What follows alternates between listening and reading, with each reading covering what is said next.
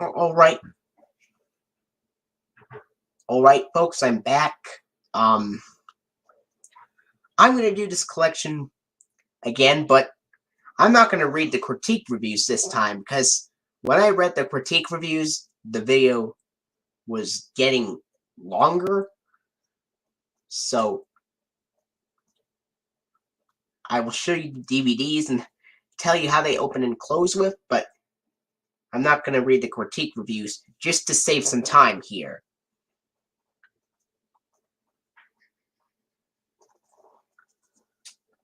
Alright, Jeremy Barden. Hope you enjoy it.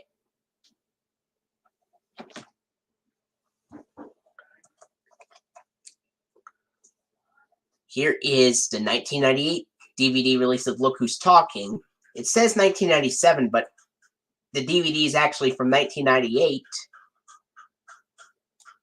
It's a 1989 TriStar Pictures film with John Travolta and Kirstie Alley. It is released on February 24th of 1998 and is rated PG-13 and 96 minutes. So I have 9 Columbia TriStar Home Video DVDs, 27 Columbia TriStar Home Entertainment DVDs, and 8 Sony Pictures Home Entertainment DVDs to show you here. This is the first Columbia TriStar Home Video DVD that I'm showing you. This is Look Who's Talking. Here's the disc for Look Who's Talking. Yep, this is a two-sided disc.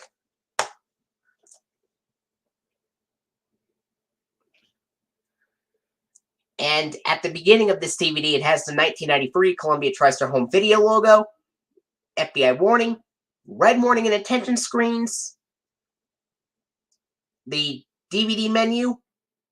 The widescreen side would have the DVD menu after the FBI warning and red warning and attention screens.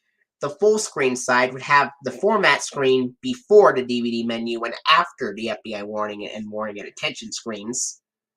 And then after the DVD menu, it would have the 1984 TriStar Pictures logo with that horse galloping into view, a white horse galloping into view, jumping over and flying over the TriStar logo, and it zooms out to reveal that it is inside a blue triangle.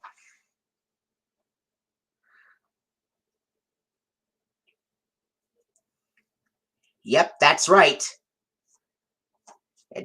And what's interesting is the DVD says 1997, but the DVD actually came out in February of 1998, on February 24th. And then after the TriStar Pictures logo, we go right to the film.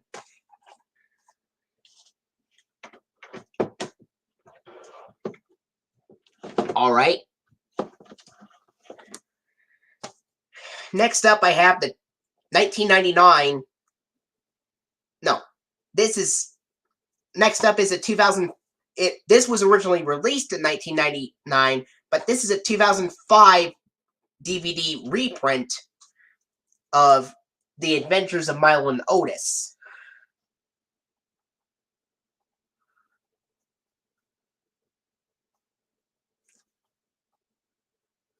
In other words, this is the 2005 Sony Pictures Home Entertainment reprint of The Adventures of Milo and Otis, which was a film originally released in 1986 in Japan, and then was later released in 1989 in the United States by Columbia Pictures. And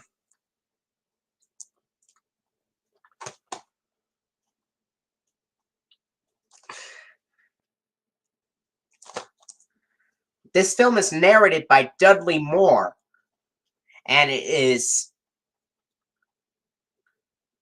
rated G and approximately 75 minutes. Now, what is very interesting about this DVD is that Although this has the Sony Pictures Home Entertainment logo on the back cover and it says 2005,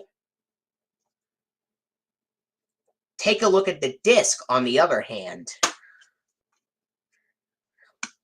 The disc says 2004 and says Columbia TriStar Home Entertainment right there on the disc.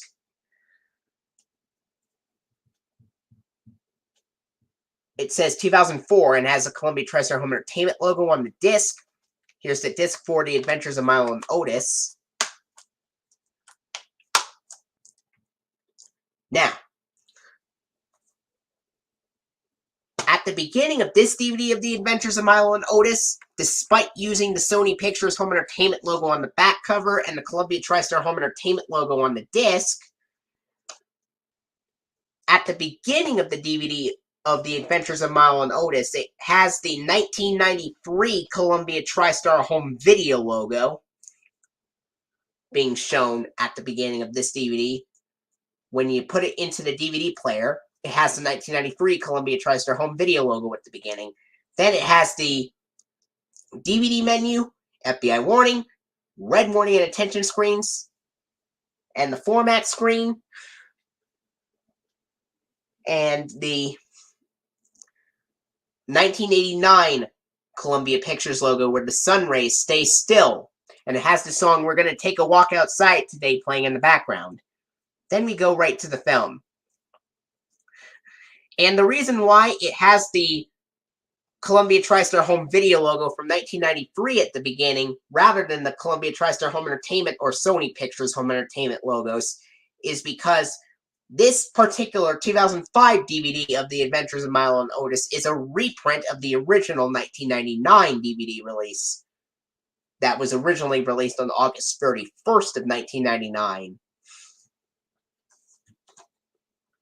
So that's why it has the Columbia TriStar Home Video logo at the beginning, despite using the Sony Pictures Home Entertainment logo on the back, and the Columbia TriStar Home Entertainment logo on the disc. Isn't that interesting?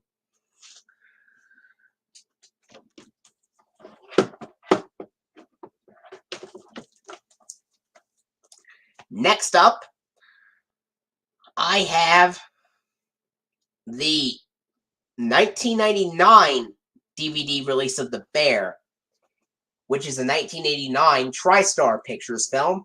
And it says, the greatest thrill is not to kill, but to let live.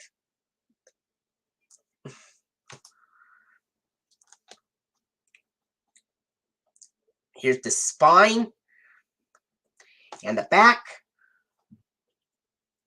And this film is rated PG, and it's approximately 93 minutes long. Yep, 93 minutes long. And yes, this is the original 1999 DVD release because of the Columbia TriStar Home Video logo on the back cover. However, there exists a 2004 reprint that has the Columbia TriStar Home Entertainment logo on the back cover and on the disc, but still opens like the original 1999 DVD. Another way you could tell that this is the original 1999 DVD release is that it is a two-sided disc, just like Look Who's Talking. Here's the scene index and the disc for The Bear, which is currently on the widescreen side, just like on Look Who's Talking, which is also on the widescreen side. At the beginning of the DVD of The Bear, it's got the 1993 Columbia TriStar Home Video logo at the beginning, DVD menu, FBI warning, red warning and attention screens. The widescreen side would have the 1984 TriStar Pictures logo, and then we go right to the film. The full screen side would have the format screen after the red warning and attention screens before it.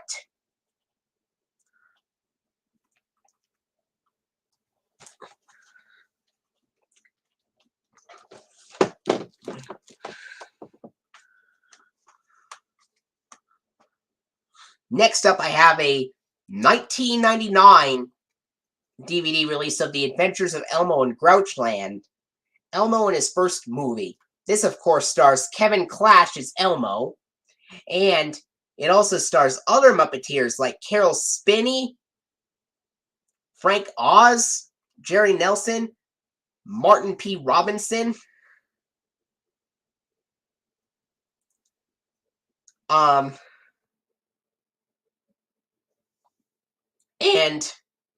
Fran Brill.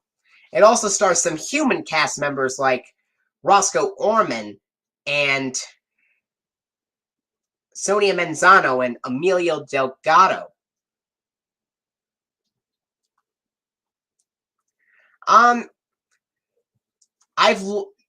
seen there were some scenes in the bear where it snowed, so it would probably air in 2004 and have the prototype snow globe ident.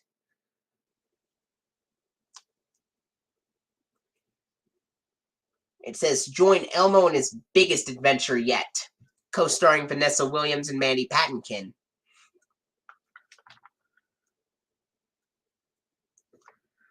Now, what is very interesting about this DVD is that, or about the film, is that although The Adventures of Elmo in Grouchland was released on October 1st of 1999, which was 3 months before season 31 of Sesame Street premiered, the film was actually produced right when season 29 concluded.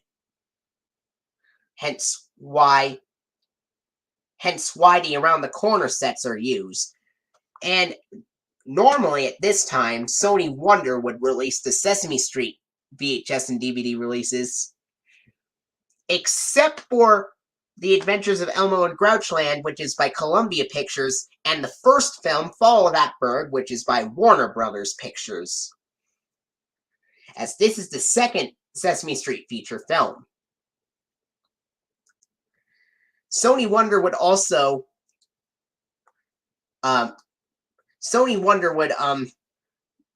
usually release stuff like Cookie Monster's Best Bites, Big Bird Sings, Do the Alphabet, 1, 2, Free Count With Me, The Alphabet Jungle Game, The Great Numbers Game, Best of Kermit on Sesame Street, Kids' Favorite Songs, etc. Sony Wonder would also release Elmo's World VHS tapes and DVDs, and Sony Wonder would also re-release some of the Sesame Street titles that were originally released by Random House Home Video back in the 80s and early 90s.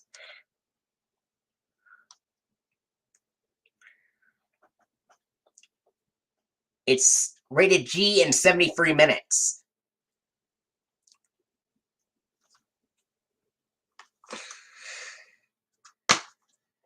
Here's the disc for The Adventures of Elmo in Grouchland.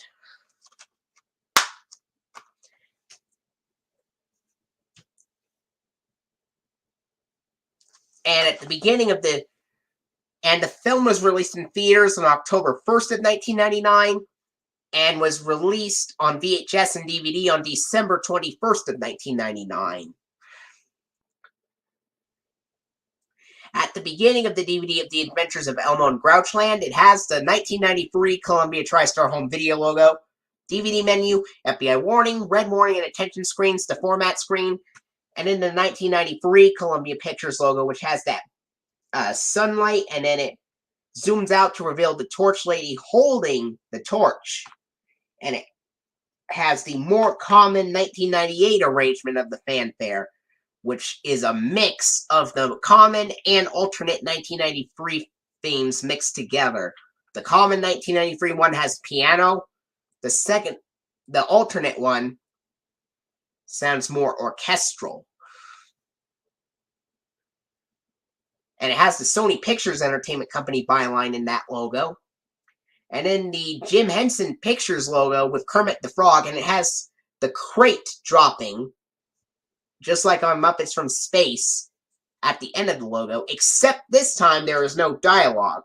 Whereas in Muppets from Space, Animal says, sorry. Then we go to the film, with introduction by Ernie and Bert, with Ernie played by Steve Whitmire.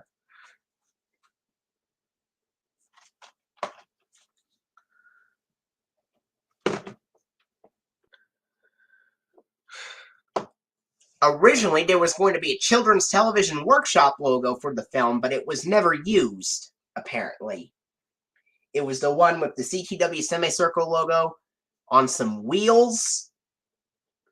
The letters come out of the car to form the words Children's Television Workshop, and then the semicircle leaves and then reappears. Alright. Next up, I have the 2000 DVD release of Jumanji with Robin Williams, Collector's Series edition.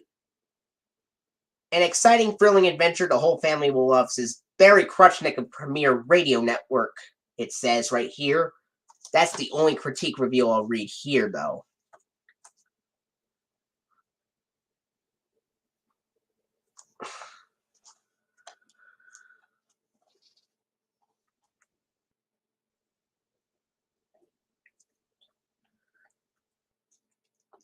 This DVD was released on January 25th of 2000, which was shortly before the Columbia TriStar DVD logo started being used.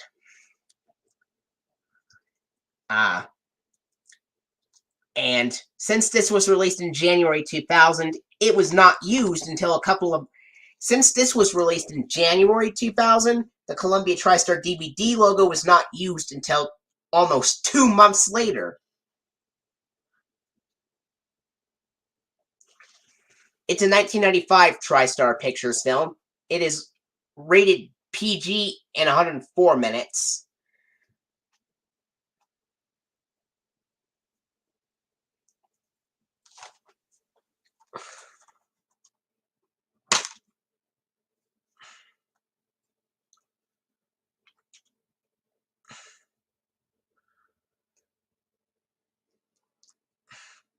Here's the scene index and the disc for Jumanji. And because this DVD came out in very, very, very early 2000, which is January 2000, at the beginning of this DVD of Jumanji, despite being released in 2000, this DVD of Jumanji, despite being released in 2000, has the 1993 Columbia TriStar home video logo.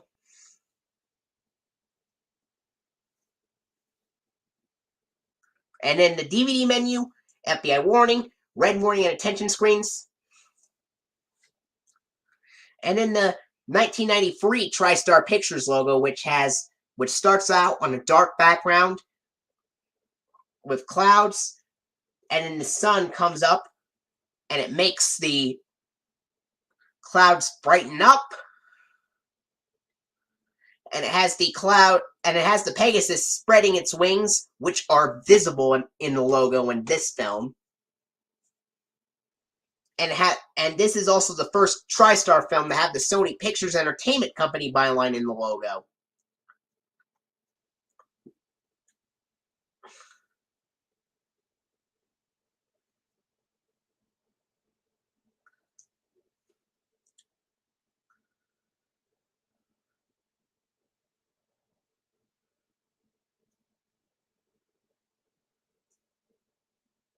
And the film does not have the fanfare for it. It instead has special eerie music and siren-like ghost noises playing in that logo for Jumanji. Then we go right to the film.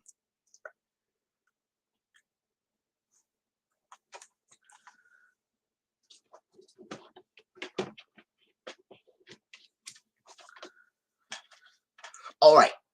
Next up, I have the 2000 DVD release of Stuart Little. The original 2000 DVD release of Stuart Little with the bright yellow cover art. And I know Jeremy Barton has the 2002 DVD release of the film with the blue cover art from the co-director of The Lion King. The little family just got bigger, it says. And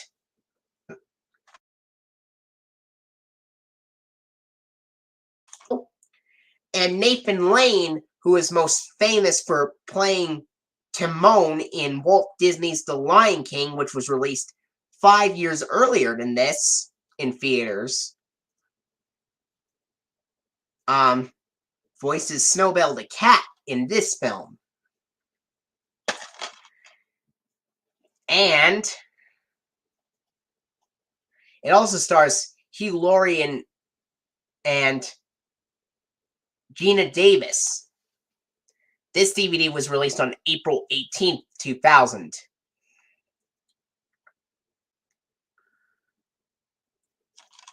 Rated PG and approximately 85 minutes.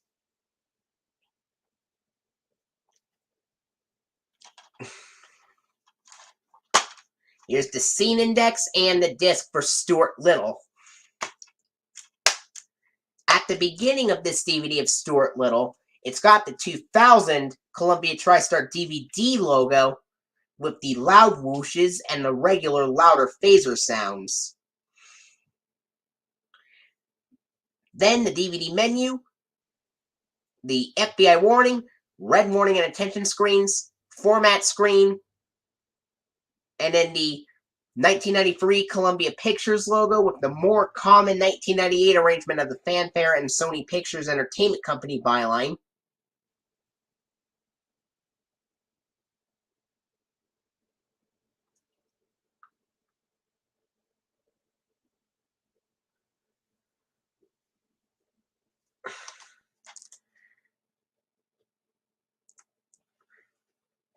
And then it has the start of the film.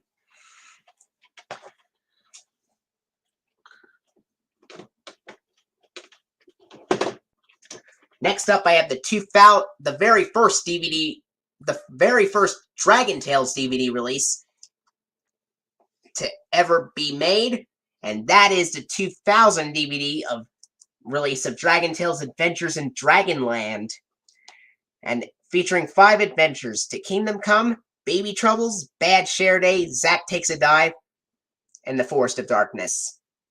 Spine as a character profile picture of Zack and Wheezy. And the back.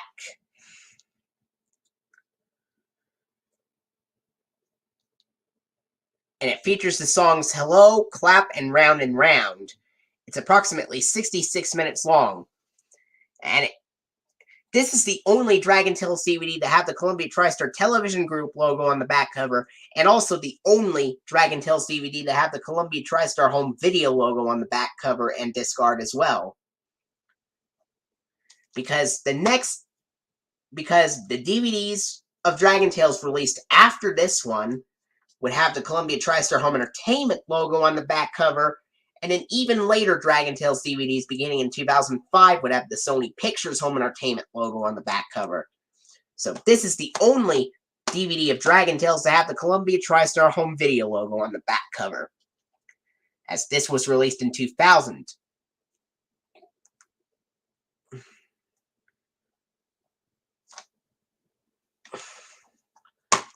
Here's the disc for Dragon Tales Adventures in Dragonland with Ord, Max, Emmy, Cassie, Zack, and Wheezy.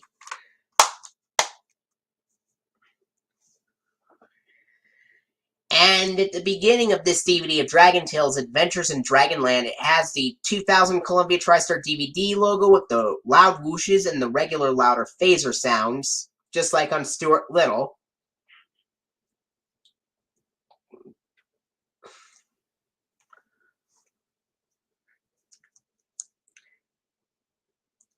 And then the DVD menu, it does not have a play all feature, but it will play all 5 episodes when you click on Choose Adventures. If you select Choose Adventures, then click on the very first episode, it would have the FBI warning, red warning and attention screens, Dragon Tales theme, and the start of the episode To Kingdom Come. Which I will make a fun fact about it after I explain the closing.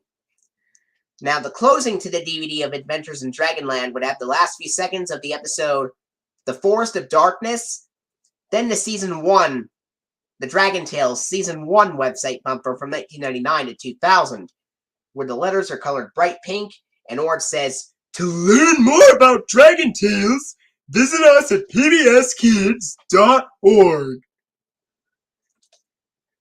I think Ord's voice is pretty cute. And I can also do a great Ord impression. Hi, Max, Emmy, welcome to Dragonland. I'd like to have dragonberries, please. Anyway, after the Dragon Tales Online bumper, it has the end credits, which play 5 times. But there's an error in the credits in most of those episodes. It says that To Kingdom Come is episode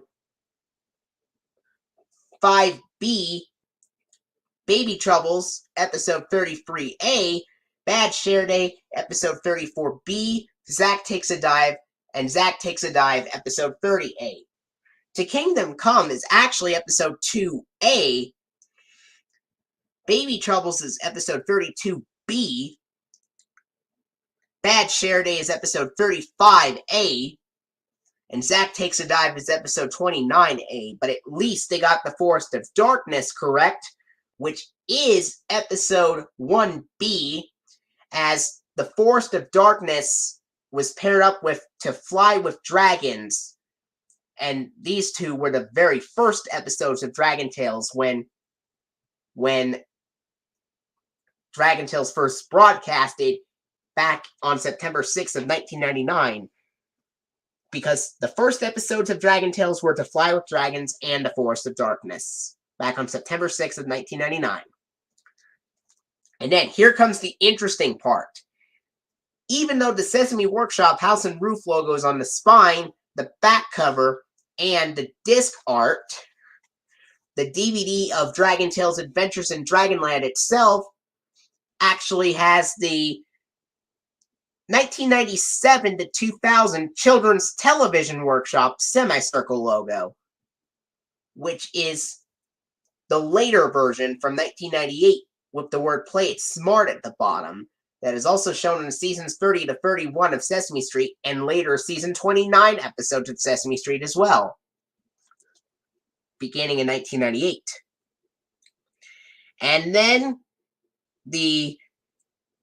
And that is also the only Dragon Tales DVD that have the Children's Television Workshop logo. And then after that, it has the Columbia TriStar Television logo. And then the Kellogg's Rice Krispies Bird's Nest advertisement, where the announcer says, "Kellogg's Rice Krispies cereal is glad you've chosen to let your children to spend some time with Dragon Tales. Kellogg's is proud to be a sponsor." Then, of course, it has the Kellogg's Frosted Flakes school advertisement, the second one, which starts with the kid getting off of the school bus. And it says, "Kellogg's Frosted Flakes, reminding you that thinking and creating are more than good, they're great." Then it has the season 1 funding of Dragon Tales, which starts on a dark background, and then has 2 circles coming in to form the Corporation for Public Broadcasting logo. And despite Dragon Tales airing in 1999, it has the original Corporation for Public Broadcasting logo without the byline, even though most shows that aired around this time in 1999 had it with the byline. And with the U.S. Department of Education logo being completely different.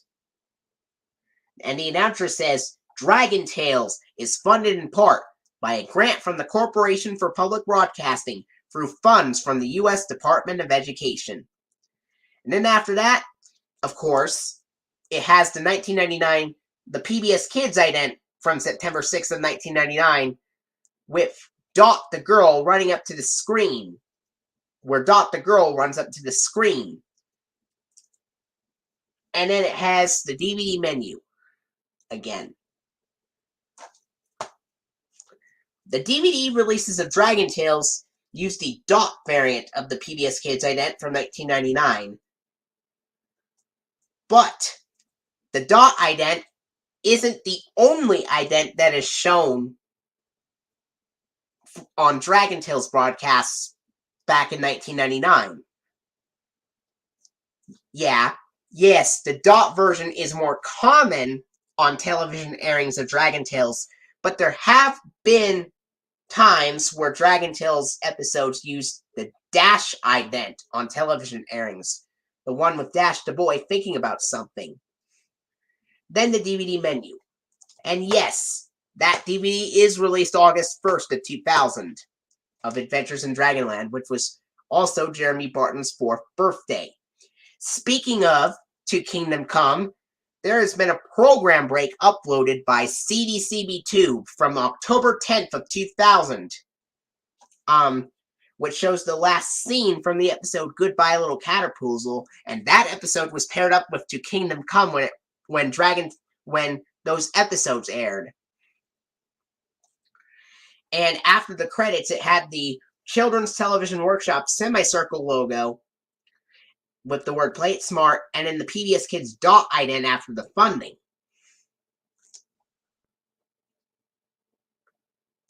So yeah, the airings of To Kingdom Come and Goodbye Little Caterpoozle do use the dot ident after the funding. And because the program break was from 2000, it showed the CTW semicircle logo.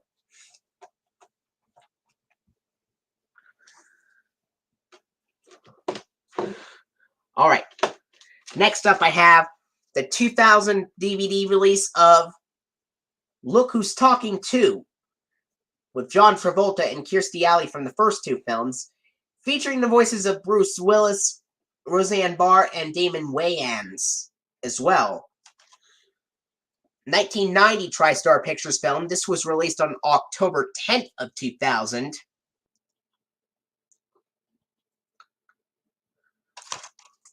(1990) TriStar Pictures film.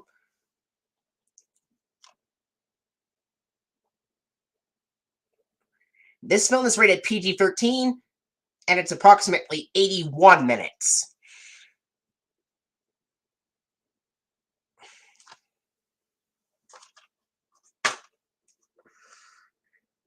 And here's the scene index and the disc for Look Who's Talking 2, currently on the widescreen side, and it is a two-sided disc. At the beginning of this DVD of Look Who's Talking 2, it has the 2000 Columbia TriStar DVD logo with the soft whooshes and the digitally enhanced louder phaser sounds, making the phaser sounds even louder than the regular louder phaser sounds version. Because the louder phaser sounds are more digitally enhanced, and that makes the phaser sounds even louder on this DVD. And then after the Columbia TriStar DVD logo with the soft whooshes and the digitally enhanced louder phaser sounds, we have the DVD menu, FBI warning, red warning and attention screens, and the widescreen side would basically omit the format screen, but the full screen side would have it.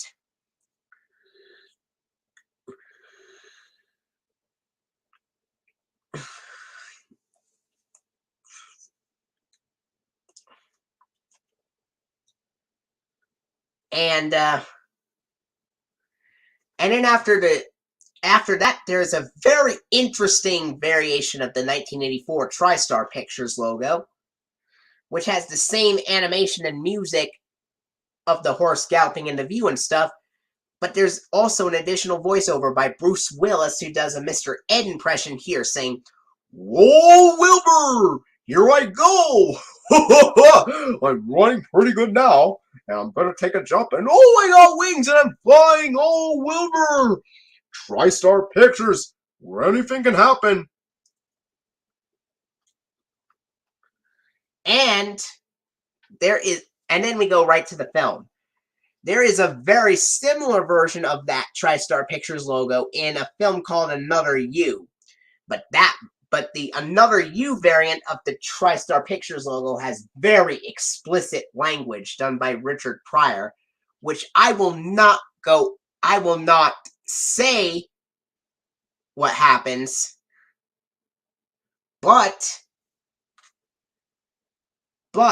what happens in the Another You variant is the horse gallops in the view. Richard Pryor says, "Easy, boy, steady," And then, once the horse flies, shortly after the horse flies, you would hear the sounds of glass breaking with the music as well.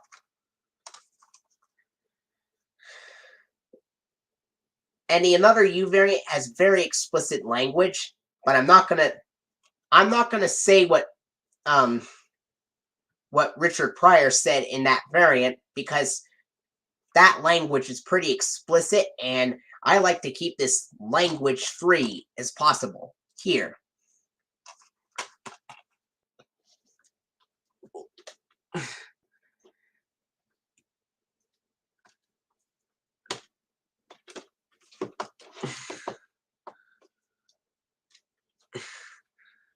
All right. Yeah.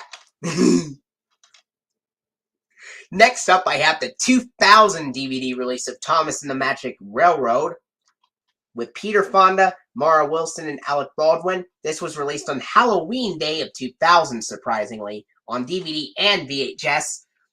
And Alec Baldwin also narrated for season 5 and 6 of Thomas and Friends in the United States. The show originally aired in the UK, and most of those DVDs, Anchor Bay would usually release Thomas and Friends DVDs at this time, except for this film that is released by Columbia TriStar Home Video.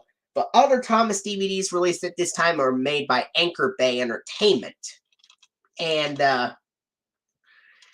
most of those Anchor Bay DVDs usually have either narration by George Carlin or Alec Baldwin. There are a couple of DVDs by Anchor Bay with Ringo Starr narrating as well. And there are some Anchor Bay DVDs that have Michael Brandon narrating, just like on PBS broadcasts of Thomas and Friends. And in a very rare case scenario, like on the DVD of New Friends for Thomas, the UK narrator Michael Angelis narrated episodes for that DVD. Speaking of Michael Angelis, he was originally intended to play James and Percy in the Magic Railroad work print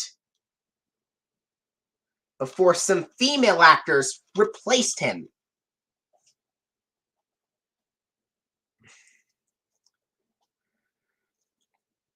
This is rated G and 84 minutes. And this is not a Columbia or TriStar Pictures film. It's actually from Destination Films and Ghislaine Pictures, but Columbia TriStar Home Video put this out on DVD.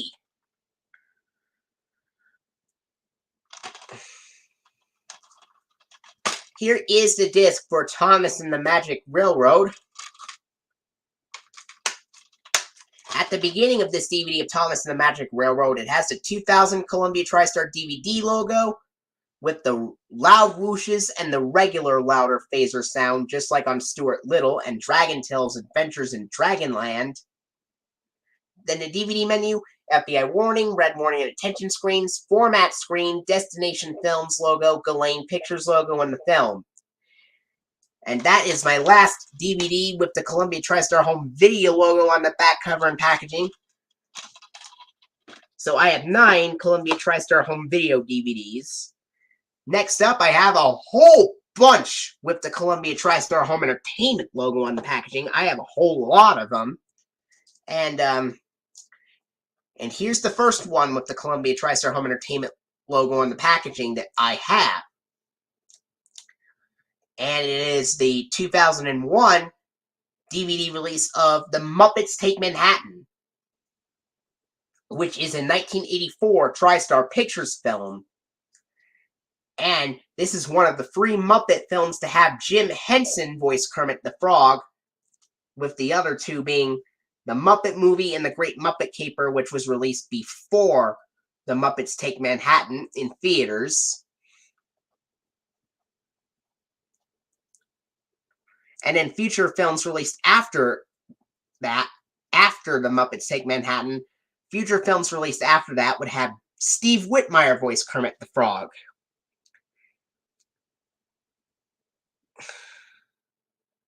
It's like a lullaby to Broadway, said Time magazine. And Jim Henson was the man who created the Muppets.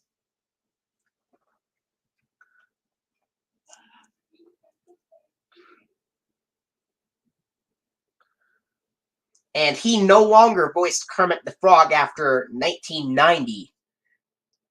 And then Steve Whitmire had to take over for him. Miss Piggy is one of the great showbiz creations of our time, said the New York Times.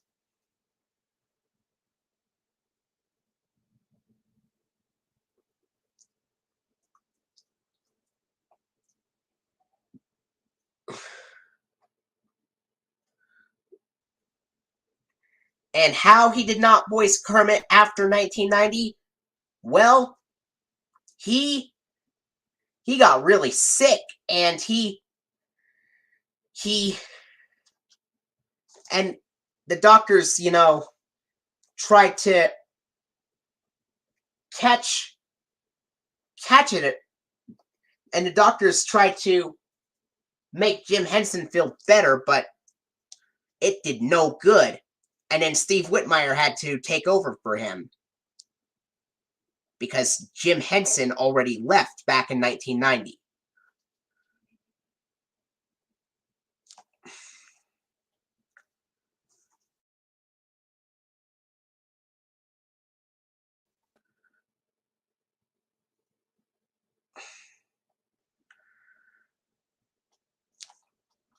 It is approximate.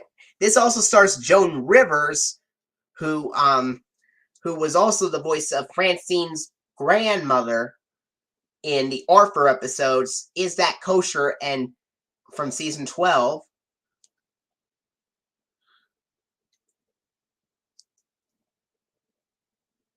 According to what I've heard, Jim Henson got an infection in 1990 that got him really sick.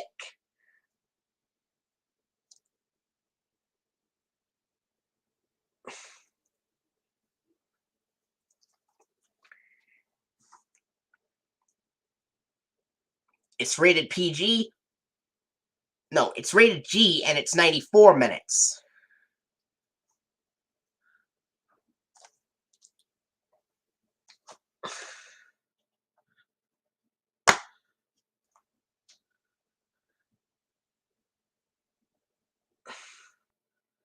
Here's the disc for The Muppets Take Manhattan.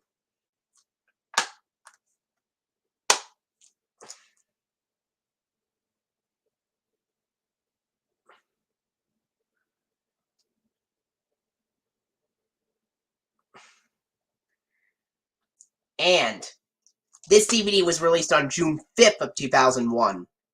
And the Columbia TriStar Home Entertainment logo, even though it was already used on VHS releases at the time, it did not make appearances on DVDs until October 2001. And since this is released in June 2001, it has the Columbia TriStar DVD logo at the beginning. And despite this DVD being released in 2001, at the beginning of this DVD of Muppets Take Manhattan, even though it is released in 2001, it has the Columbia TriStar DVD logo from 2000 with the loud whooshes and the regular louder phaser sounds that are usually heard on DVD releases from 2000. But this is a 2001 DVD that uses the louder phaser sounds and loud whooshes. And then after the Columbia TriStar DVD logo with the loud whooshes and louder phaser sounds, we have the aspect ratio. It has the aspect ratio option, DVD menu, FBI warning, red warning and attention screen. The widescreen side would go straight to the 1984 TriStar Pictures logo, and the full screen side would have the format screen before the TriStar Pictures logo. And I know there are some copies, like the VHS of the Muppets Take Manhattan, for example, that have the TriStar Pictures logo being silent, but this DVD of the Muppets Take Manhattan keeps the original fanfare for it.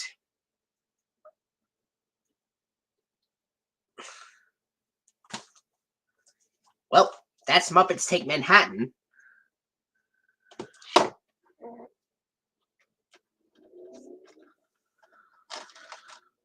Alright. Next up, I have a 2004 DVD release of The Indian in the Cupboard, which Frank Oz also directed, besides directing The Muppets Take Manhattan.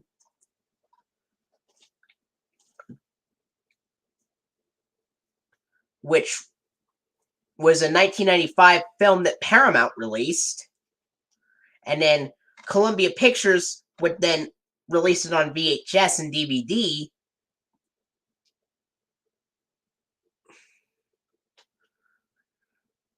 Based on the beloved children's novel.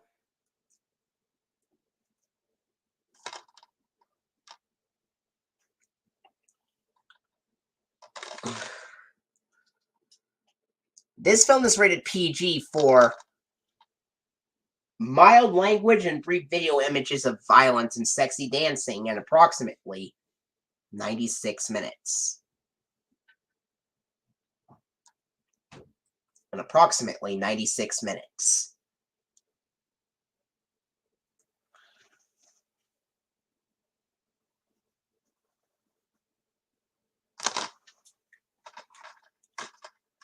This DVD I've watched when I had a sleepover at my grandparents' house.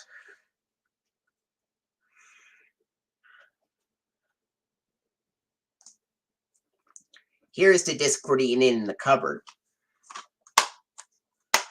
Even though this DVD releases from 2004, at the beginning of this DVD of The Indian in the Cupboard, even though it's from 2004, it has the 2000 Columbia TriStar DVD logo. And it has the soft whooshes and the regular softer phaser sounds.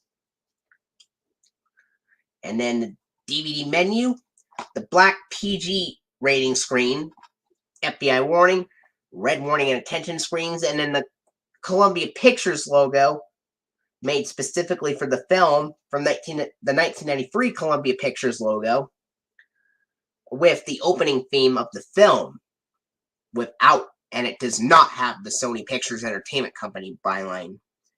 Then we go right to the film.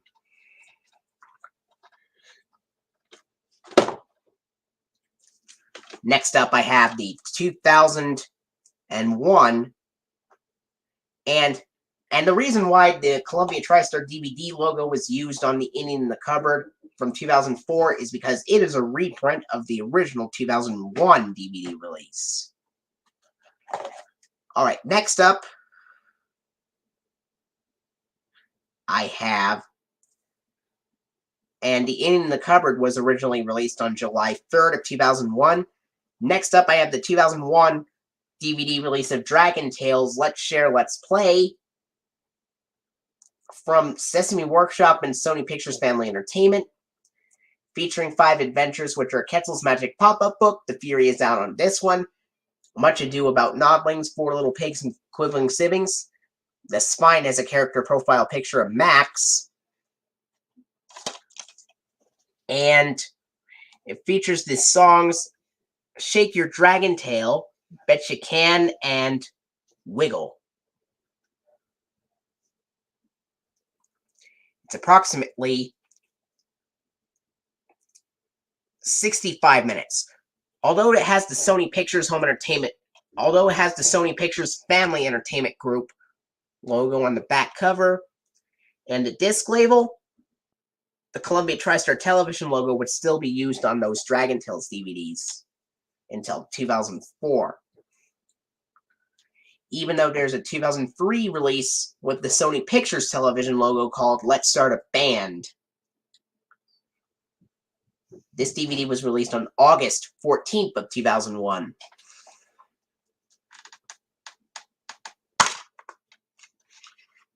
Here's the disc for Dragon Tales Let's Share, Let's Play, which has Emmy and Max on the disc, and it has the plain-looking disc art. Even though some copies have a shiny disc art, this one has a plain one.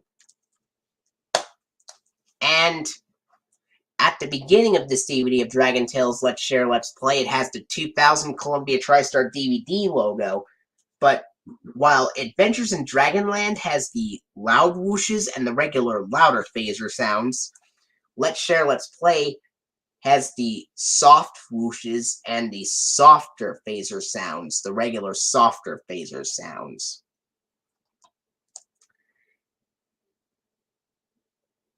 And the DVD menu, it does not have a play all feature, just like on Adventures in Dragonland. This time it will only play one episode at a time, regardless on what episode you pick.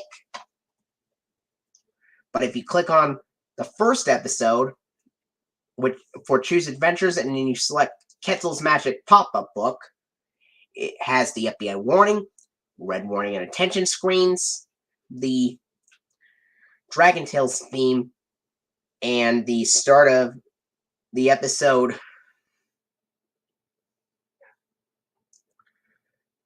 Quetzal's Magic Pop-Up Book. At the end of the DVD, it would have the last few seconds of Quibbling Siblings, Season 2 online bumper from 2001 to 2002, where the letters are colored dark red, and Ord says, To learn more about Dragon Tales, visit PBS Kids at pbskids.org. Then the end credits, which play 5 times, and then the Sesame Workshop purple roof and green house logo where it says www.sesameworkshop.org down at the bottom. And then the Columbia TriStar television logo, Kellogg's Fruit Loops Jungle advertisement, Kellogg's Frosted Flakes Beach advertisement, and then, of course, and the Kellogg's Frosted Flakes Beach advertisement says Kellogg's Frosted Flakes, where they think that fun and learning with friends is a big part of what makes life great. While the Fruit Loops one, as the announcers say, Kellogg's Fruit Loops is proud to sponsor programming that stimulates children's growth and sense of adventure. And after the Kellogg's Fruit Loops and Kellogg's Frosted Flakes advertisements, it's got the Season 2 funding plug of Dragon Tales, which is basically the Ready to Learn funding plug that was introduced in September 2000 when Clifford premiered. Except while Clifford uses no byline in the Corporation for Public Broadcasting logo, Dragon Tales Season 2 has the byline and has a different voiceover. And the announcer says in the Season 2 funding, this program is funded in part by a Ready to Learn grant from the U.S. Department of Education for the Corporation for Public Broadcasting. And then the PBS Kids ident from September 6th of 1999, where Dot the Girl runs up to the screen. Then we go back to the episode selections menu. If you select the last episode, Quibbling Siblings, it'll have the website bumper, the credits, and logos and stuff.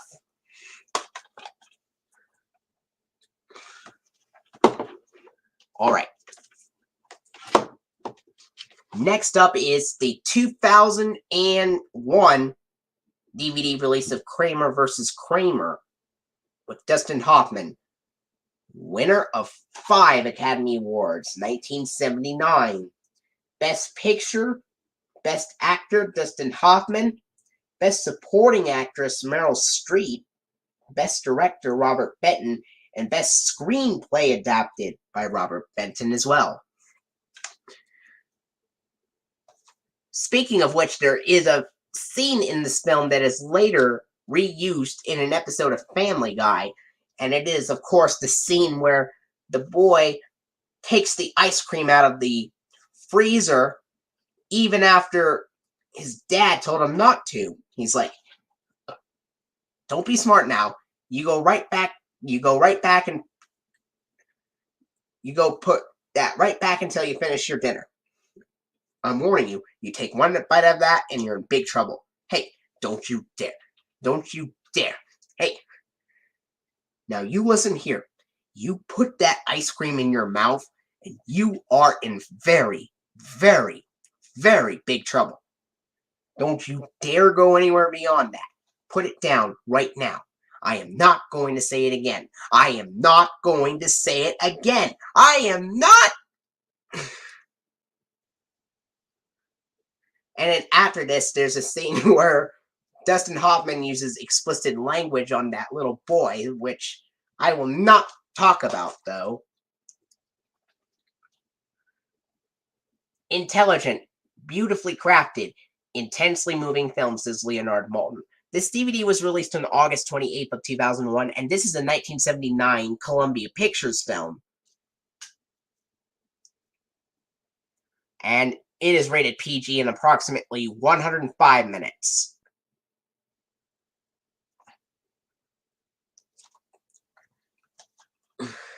Here is the scene index and the disc for Kramer vs. Kramer.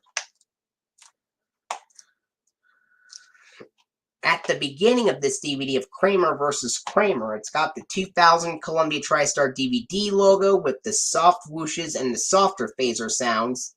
DVD menu, FBI warning, red warning and attention screens, and then the 1976 Columbia Pictures logo, which is silent, but it still has the sun rays brightening up.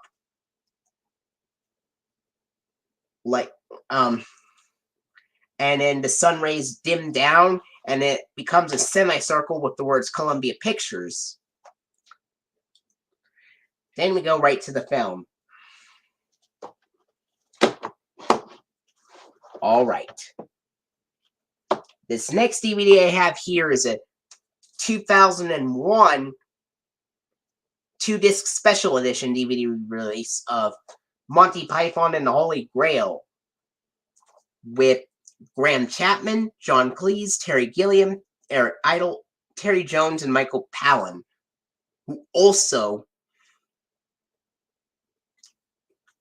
which these groups also appeared in the show.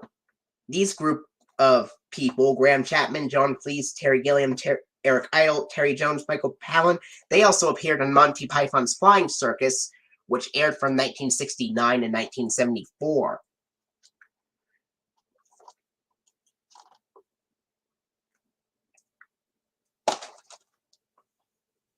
And it says, the ultimate definitive final special edition DVD. Look, all these unbelievably special features. Gloriously, hysterically, and splendiferously unhinged, as fresh and funny as ever. A great film, a brilliant send-up of medieval movies and lore, says Glenn Whipp of LA Daily News. And the first critique is said by the San Francisco Examiner.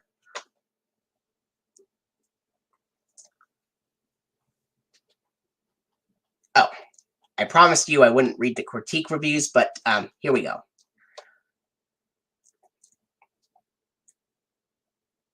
Alright. This DVD was released on October 23rd of 2001, back when the Columbia TriStar Home Entertainment logo was first being used on DVDs. Even though the Columbia TriStar DVD logo was still used in tandem with it until November 2001, when they completely used the Columbia TriStar Home Entertainment logo. But the Columbia TriStar DVD logo made a surprise appearance on a 2001 DVD release of something called Murder by Death from December 2001 that had the Columbia TriStar DVD logo. It also appeared, surprisingly, on the 2002 DVD of Men in Black instead of the Home Entertainment logo. The deluxe edition of Men in Black, I should say. It is rated PG and approximately 89 minutes.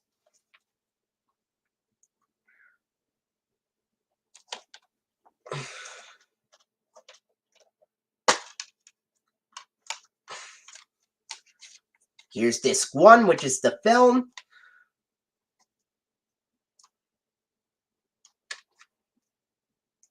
And disc 2 with the bonus features. And the scene index as well. And remember when I told you that the Columbia TriStar DVD logo was used in tandem with the Columbia TriStar Home Entertainment logo in October 2001? This is released October 23rd of 2001. This DVD of Monty Python and the Holy Grail, at the beginning of this DVD, actually uses the 2001 Columbia TriStar Home Entertainment logo at the beginning, and it has the regular Bells music, regular Bells DVD music on both discs. And then disc 1 would have the DVD menu, FBI warning,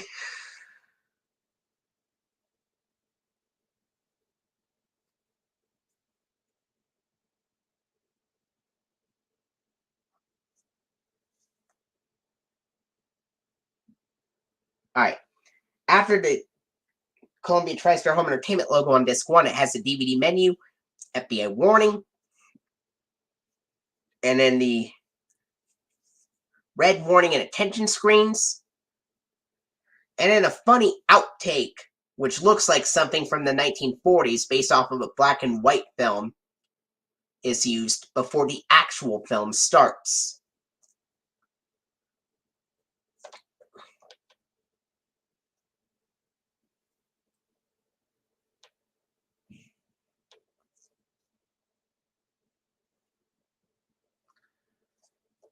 Now, which copies are you talking about with Men in Black using the soft phaser sound, and which having the loud ones?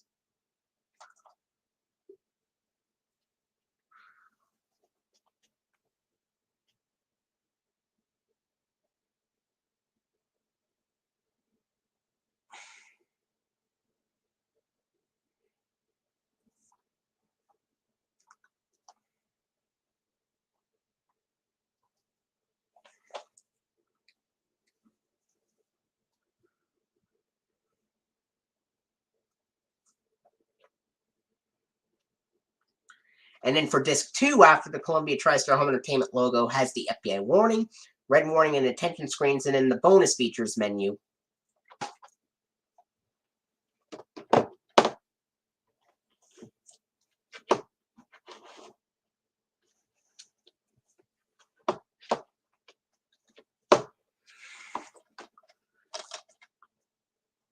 Alright, next up,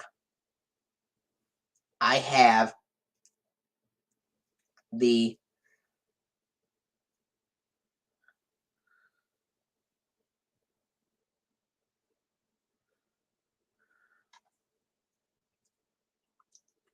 Next up, I have the 2001 DVD release of The Animal. And you know what, Jeremy Barton?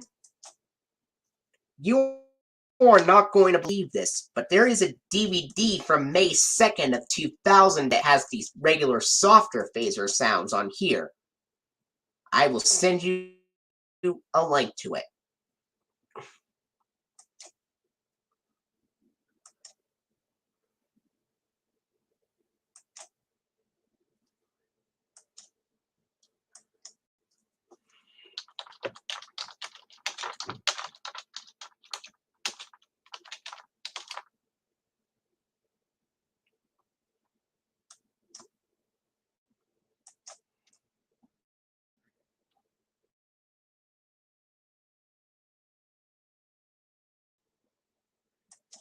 You will be surprised to find out which variant of the Columbia TriStar DVD logo is used on the DVD release of Dogma, released May 2nd of 2000.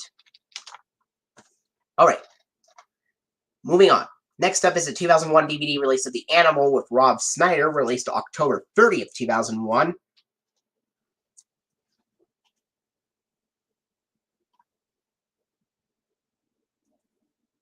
He wasn't much of a man. Now he's not much of an animal. This is also a 2001 Columbia Pictures film co-produced with Revolution Studios. And it is rated PG-13 for some crude and sexual humor and approximately 83 minutes.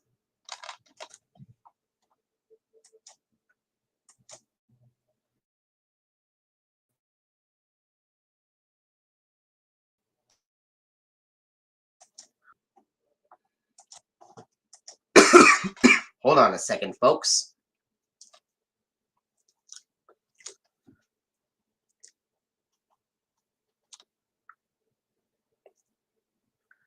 PG-13 for some crude and sexual humor, 83 minutes.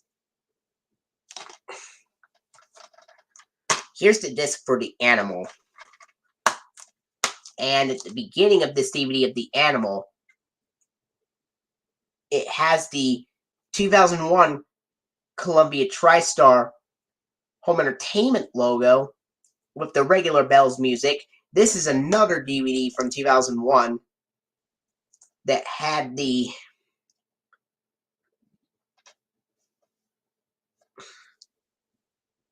Columbia TriStar Home Entertainment logo. And then after that, it also has the regular bells on the animal as well. The animal also has the regular bells. Then the DVD menu, FBI warning, red warning and attention screens. And then, of course, it also has the black PG-13 rating screen before it. So the DVD opens up with the 2001 Columbia TriStar Home Entertainment logo with the regular bells music, DVD menu, black PG-13 rating screen, FBI warning, red warning, and attention screens, and the 1993 Columbia Pictures logo with the more common 1998 arrangement of the fanfare, even though the VHS uses the alternate 1998 fanfare, and then the Revolution Studios logo in the film.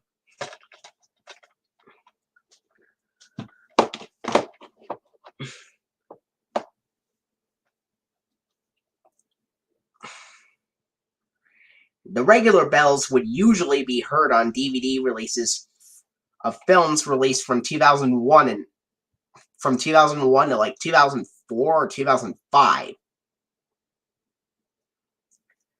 Even though there were some 2001 films, even though there were some films that were released after 2001 that had the tolling bells, like Beijing's Bicycle.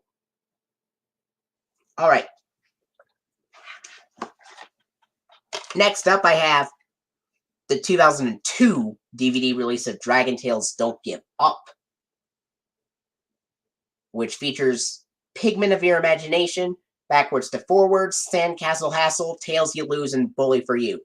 This is the third Dragon Tales DVD release, Volume 3. Volume 1 was Adventures in Dragonland. Volume 2 was Let's Share, Let's Play. This is Volume 3. Spine has a character profile picture of Emmy. And the back. It's approximately 69 minutes. It's got Pigment of Your Imagination, Backwards to Forwards, Sandcastle Hassle, Tales You Lose, and Bully for You. Anyway, it is 69 minutes long. It has a 2001 and 2002 copyright date on the back cover, and the DVD was released January 2nd of 2002.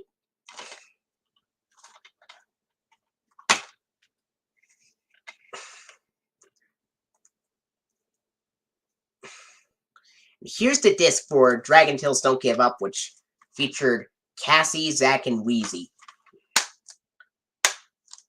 And it also features the songs Stretch, Pretend, Touch, and Silly Song as well.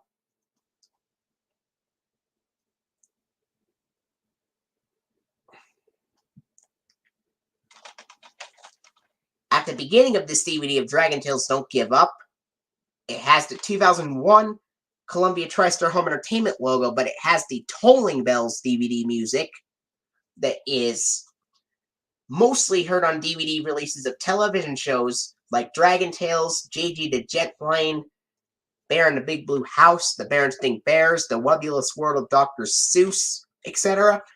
And DVDs of most older films like Annie and Stuart Little.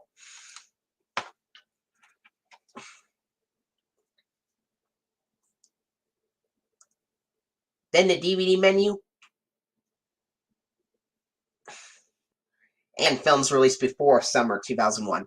And in the DVD menu, FBI warning, red warning and attention screens, Dragon Tales theme, and the start of the episode, Pigment of Your Imagination.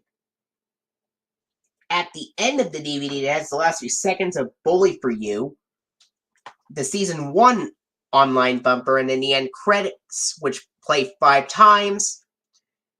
And then the credits say Children's Television Workshop, but then the Sesame Workshop purple roof and green house logo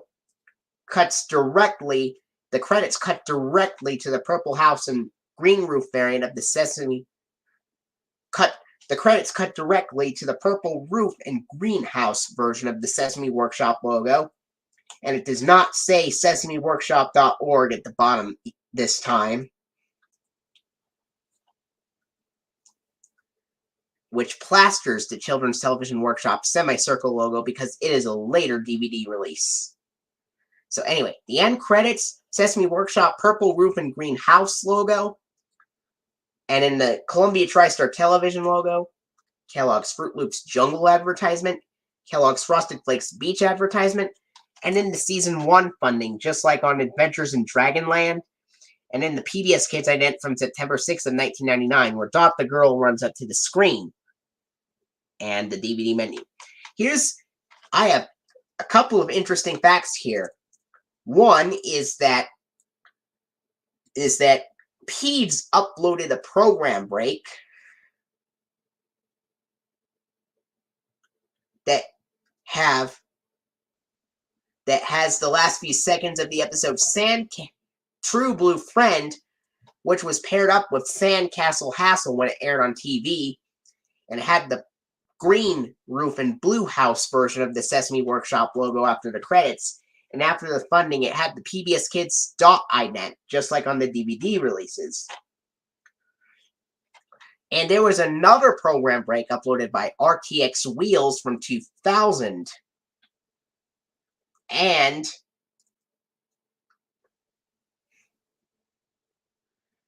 it showed, and it had the credits from the last few seconds of the episode.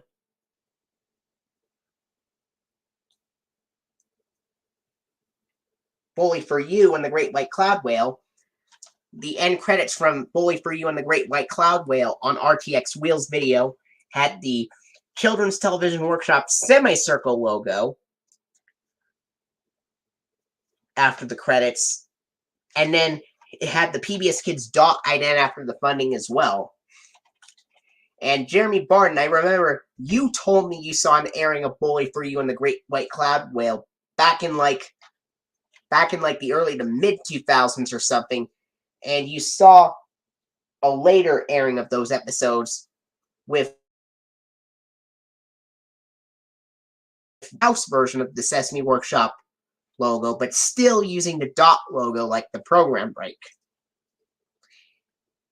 Yeah, that is very interesting that some of the older films had the regular bells, even though most of them had tolling bells.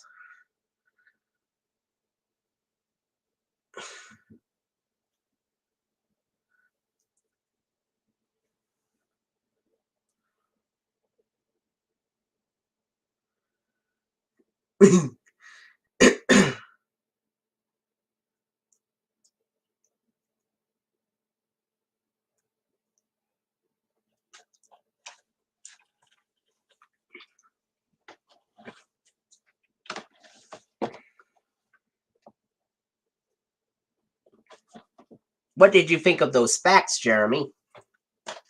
All right, next up I have the very first JG the Jet Plane DVD release, and that is JG the Jet Plane Adventures and Learning, released on February 5th of 2002.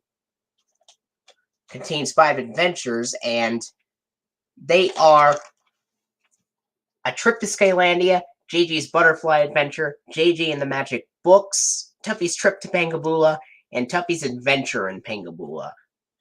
JG is carrying the banner on the back cover. It's rated. It's not rated like most TV shows aren't. It's 65 minutes.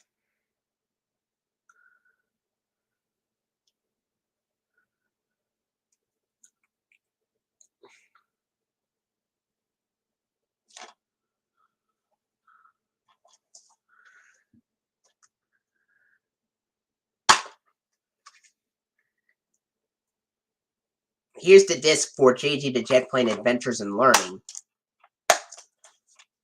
And at the beginning of this DVD of JG the Jet Plane Adventures in Learning, it has the 2001 Columbia TriStar Home Entertainment logo with the Tolling Bells DVD music, DVD menu, FBI warning, red warning and attention screens, the Porchlight Entertainment logo, the JG the Jet Plane theme, and the start of the episode of Trip to Skylandia. And then at the end, it's got the last few seconds of Tuffy's Adventure in Pangabula. And then the JG the Jet Plane website bumper, which has the jazzy piano music with drums and an oboe. And it does not have a voiceover for the Columbia TriStar Home Entertainment DVD releases of JG the Jet Plane. But on PBS television airings of JG the Jet Plane on PBS Kids that were broadcasted on PBS Kids, you would hear the announcer say, "To fly away with JJ and all of his friends at Tarrytown Airport, join us at pbskids.org for takeoff." And there's another version on television airings that has the same voiceover and everything, but has different music. But anyway, after the JG the Jet Plane website bumper, it has the end credits, the Porchlight Entertainment, Modern Cartoons, Wonder Wings, and Nightscope Family Films logos, and then the PBS Kids ident from September 6th of 1999, where Dot the Girl runs up to the screen, and then the Columbia TriStar Home Entertainment logo from 2001, with the Tolling Bells DVD music again, and a DVD menu. Here's a very cool fact. Did you know that Leapfrog actually made a My First LeapPad interactive book and cartridge of JJ the Jet Plane High Flying Adventures that was based off of the episode JJ's Butterfly Adventure back in 2002? That book was released the same year as the DVD with that episode, which is pretty cool.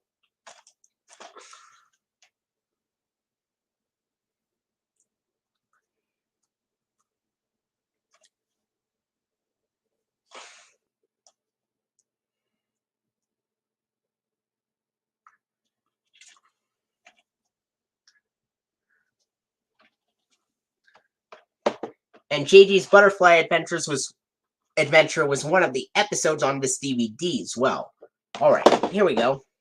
Next up, I have a 2002 DVD release of Dragon Tales, Yes We Can, featuring Zack and the Beanstalk, whole lot of maracas going on, Up, Up, and Away, the Jumping Bean Express, and the Great White Cloud Whale. Spine as a character profile picture of Cassie.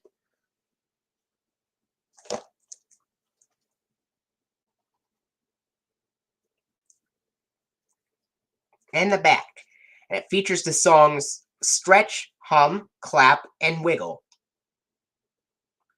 And this is Volume 4 of Dragon Tales.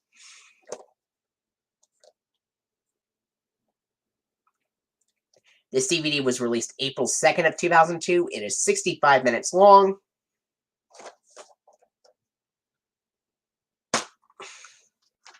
And I already covered the fact about the television airings of Bully for You and the Great White Cloud Whale when I showed you the Don't Give Up DVD, so there's no need to mention it again.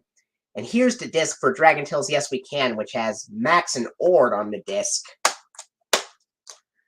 And at the beginning of this DVD of Dragon Tales Yes We Can, it has the 2001 Columbia TriStar Home Entertainment logo, the Tolling Bells DVD music, DVD menu, options menu, FBI warning, red warning and attention screens, Dragon Tales theme, And the start of the episode, Zack and the Beanstalk. And then at the end, it has the last few seconds of the episode, The Great White Cloud Whale, the Season 2 online bumper from 2001 to 2002, and credits, which played 5 times. The Sesame Workshop purple roof and green house logo, where it says www.sesameworkshop.org at the bottom.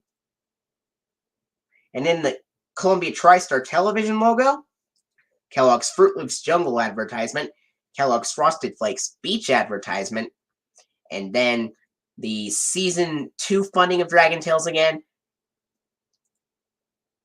And in the Season 2 funding of Dragon Tales, just like on Let's Share, Let's Play, and then, of course, the PBS Kids ident from September 6th of 1999, where Dot the girl runs up to the screen. And then we go back to the options menu.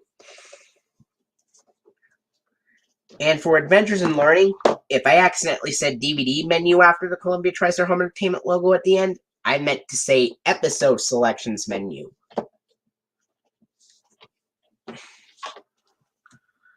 Next up, I have the 2002 DVD release of Dragon Tales It's Cool to Be Me, which is Volume 5 of Dragon Tales. And it features Not Separated at Birth, The Greatest Show in Dragonland, A Tall Tale, Dragon Sails, and Staying Within the Lines. It was also released on April 2nd of 2002. The spine has a character profile picture of Eunice the Unicorn in the back. And it features the song Shake Your Dragon Tail, Hello, Zoo, and Round and Round. It's also 65 minutes long.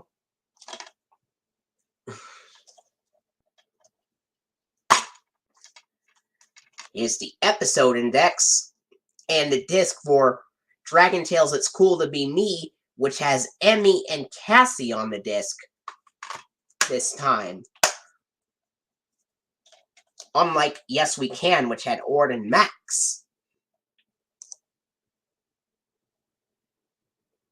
Which had Max and Ord, I should say. At the beginning of this DVD of Dragon Tales It's Cool to Be Me, it has the 2001 Columbia TriStar Home Entertainment logo with the Tolling Bells DVD music, DVD menu, options menu, FBI warning, red warning and attention screens, Dragon Tales theme, and the start of the episode Not Separated at Birth. And at the end, it's got the last few seconds of Staying Within the Lines.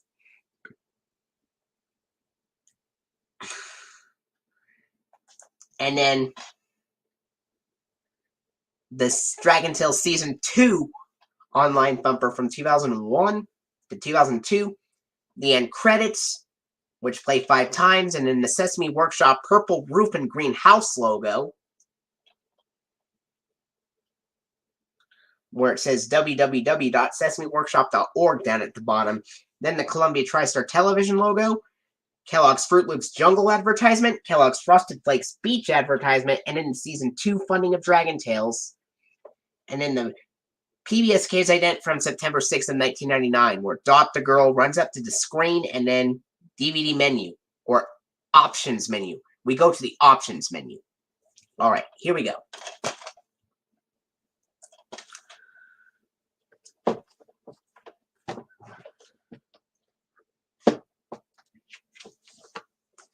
All right, next up I have the 2002 DVD release of JG the Jet Plane Supersonic Pals, released on April 23rd of 2002. And it contains the 5 adventures, which are Snuffy's Favorite Color, Super Loop-de-Loop, Brenda's Mother's Day, Tuffy the Tiny Tow Truck, and Snuffy's Birthday Surprise. And Tracy carries the banner on the back cover here. 65 minutes. Here's the episode index and the disc for JG the Jet Plane Supersonic Pals. At the beginning of this DVD of JG the Jet Plane Supersonic Pals, it has the 2001 Columbia TriStar Home Entertainment logo with the Tolling Bells DVD music, DVD menu, FBI warning, red warning and attention screens, Porch Light Entertainment logo, JG the Jet Plane theme, and the start of Snuffy's Favorite Color. And then at the end, it's got the last few seconds of the episode Snuffy's Birthday Surprise, the JJ the Jet Plane website bumper, and credits for Porchlight Entertainment, Modern Cartoons, Wonder Wings, and Nightscope Family Films logos. Then the PBS Kids ident from September 6th of 1999, where Dot the Girl runs up to the screen. Then the Columbia TriStar Home Entertainment logo from 2001 with the Tolling Bells DVD music again. And then we go to the episode selection menu.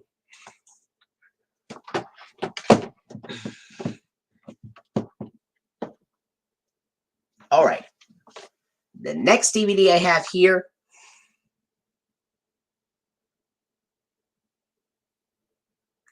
it should be called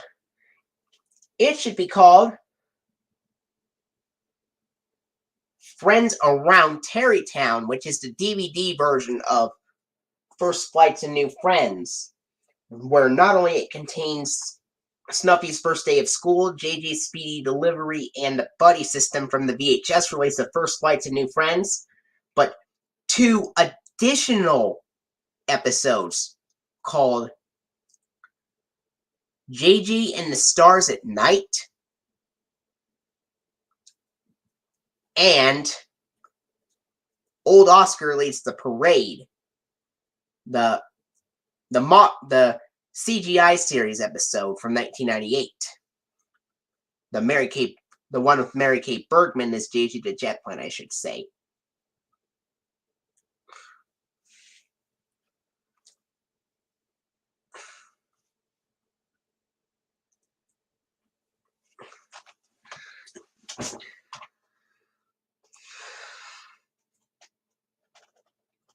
All right. Next up is JJ the Jet Plane Learning Life's Little Lessons, which was also released April 23rd of 2002.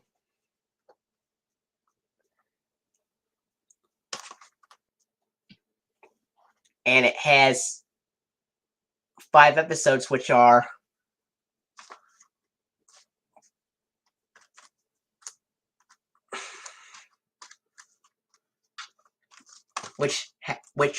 Upsy Downosis, Tracy Sonic Boom, Herky and the Opposites Game, Snuffy Snowman, and Tracy Shooting Star.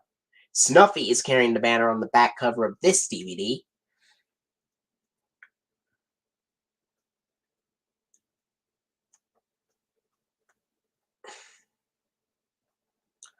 "65 Minutes." Also released April 23rd of 2002. Here's the episode index and a disc for JJ the Jet Plane Learning Life's Little Lessons. At the beginning of this DVD of JJ the Jet Plane Learning Life's Little Lessons, it has the 2001 Columbia TriStar Home Entertainment logo with the Tolling Bells DVD music, DVD menu, FBI warning, red warning and attention screens, Porchlight Entertainment logo, JJ the Jet Plane theme, and the start of the episode, Upsy Downosis. And at the end, it has the last few seconds of Tracy Shooting Star, JJ the Jet Plane website bumper, and credits with Porchlight Entertainment, Modern Cartoons, Wonder Wings, and Nightscope Family Films logos. And the PBS Kids ident from September 6th of 1999, where Dot the Girl runs up to the screen. And then the 2001 Columbia TriStar Home Entertainment logo with the Tolling Bells DVD music again, and the DVD menu.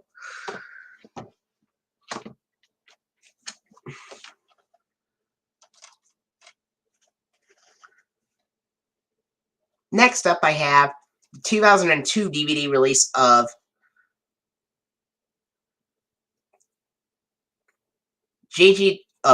Look Who's Talking Now. If I said JJ the Jet Plane by mistake, this is not a JJ the Jet Plane DVD, but this is Look Who's Talking Now, with John Travolta and Kirstie Alley. And it also has Danny DeVito as the voice of Rox and Diane Keaton as the voice of Daphne. This is a 1993 TriStar Pictures film.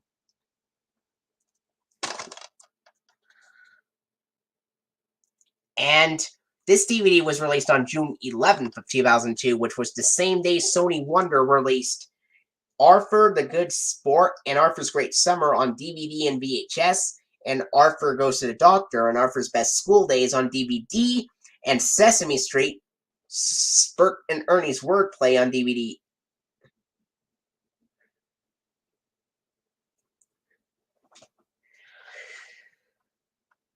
Of Bert and Ernie's Wordplay. The DVD of Sesame Street, Bert and Ernie's Wordplay, was also released on June 11, 2002.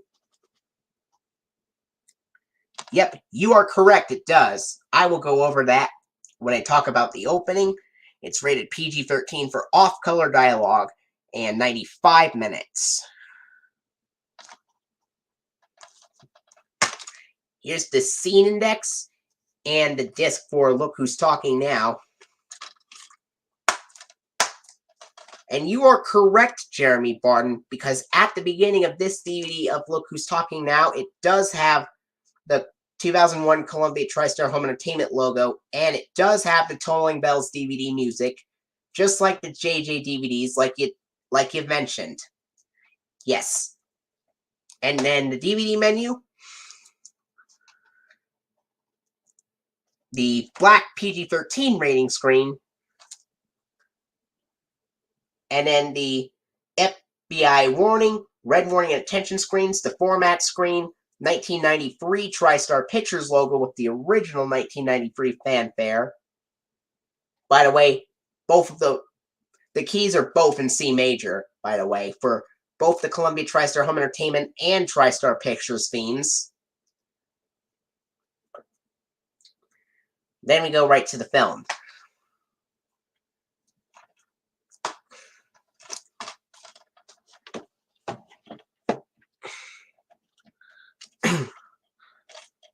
Alright. Next up, I have the 2002 DVD release of JJ the Jet Plane Lessons for All Seasons, released August 6th of 2002. Containing the 5 adventures, which are Snuffy's Thanksgiving, JJ's Christmas Adventure Part 1, JJ's Christmas Adventure Part 2, JJ's Winter Parade, and Snuffy's Seasons. And old Oscar is carrying the banner on the back cover here. It is 65 minutes long. Here's the episode index and the disc for JJ the Jet Plane Lessons for All Seasons, which has Big Jake carrying the banner on the disc, even though old Oscar is carrying it on the back cover, which is interesting. And at the beginning of this DVD of JJ the Jet Plane Lessons for All Seasons, it has the 2001 Columbia TriStar Home Entertainment logo with the Tolling Bells DVD music, and then it has the DVD menu, options menu, FBI warning, and then red warning attention screens, Porch Light Entertainment logo, JJ the Jet Plane theme, and the start of the episode, Snuffy's Thanksgiving. And at the end, it's got the last few seconds of the episode, Snuffy's Seasons. And then the JJ the Jet Plane website bumper. This is the last DVD to use it. Or the last Columbia TriStar DVD of JJ the Jet Plane to use it at least. And then the end credits with the Porch Light Entertainment, Modern Cartoons, Wonder Wings, and Nightscope Family Films logos. And then, of course, the PBS Kids ident from September 6th of 1999, where Dot the Girl runs up to the screen. This is also the last Columbia TriStar DVD of JJ the Jet Plane to use it, but not the last DVD of JJ the Jet Plane overall to use it. No, it appears on one more DVD released many years later. And then the Columbia TriStar Home Entertainment logo with the 2001 Tolling Bells DVD music, the 2001 Columbia TriStar Home Entertainment logo with the Tolling Bells DVD music again, I should say, and the DVD menu.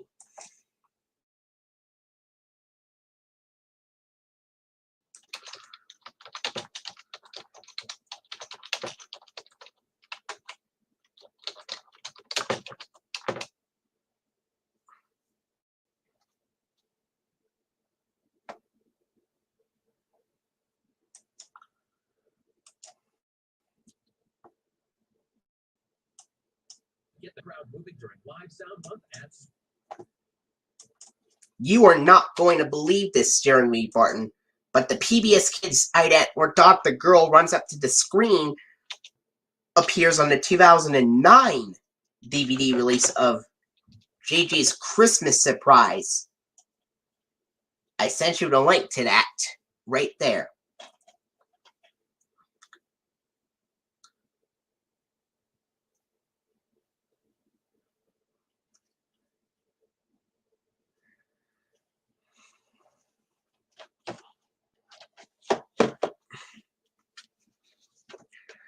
Apparently, I have seen an episode of JJ the Jet Plane using the snow globe ident after the credits, but that was uploaded a long time ago before it was taken down, and it was the episode Mystery of Flight.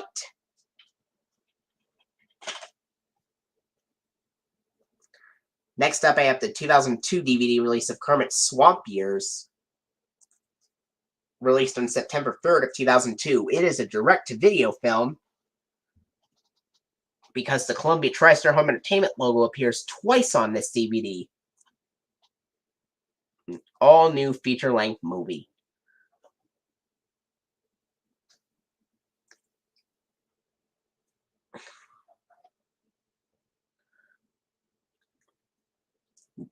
This is a 2002 direct-to-video film, and it has Steve Whitmire voice Kermit the Frog, because like I said before, Jim Henson last voiced Kermit the Frog in 1990 before Steve Whitmire took over after Jim Henson became infected with something that made him very sick.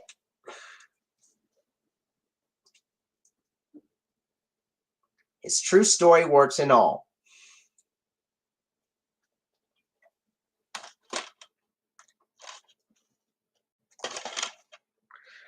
Join Kermit and his friends for some high-flying fun. This is rated G at approximately 82 minutes.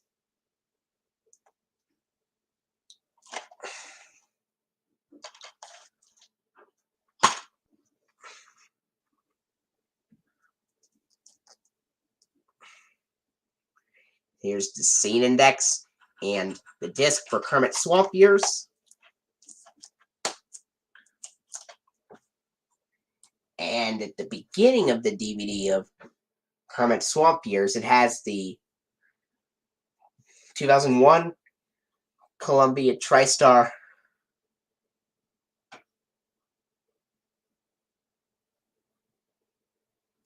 Home Entertainment logo.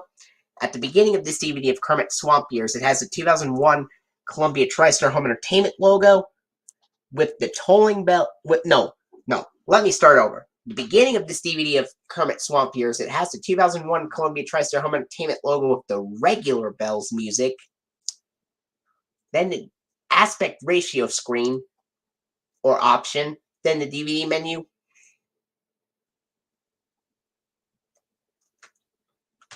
And then, of course,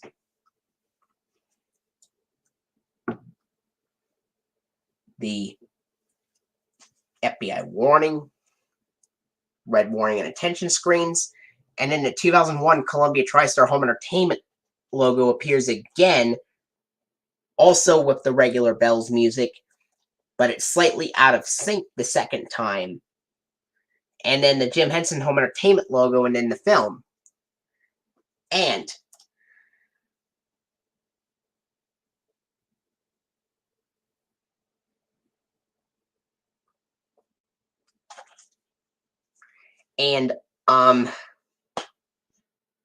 if you want to find a DVD release before 2004 where you can see the Columbia TriStar Home Entertainment logo in widescreen, then this DVD of Kermit Swamp Years would be the only option, because if you don't have that DVD, then you won't be able to see it in widescreen until 2004. And this DVD of Kermit Swamp Years is the only DVD that is released before 2004 where you get to see it in widescreen. That is, if you select the widescreen presentation of the film.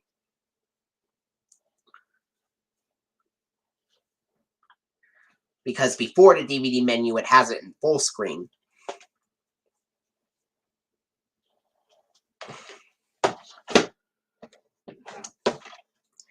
Next up, I have the 2003 DVD release of JG the Jet Plane, Liking Yourself Inside and Out.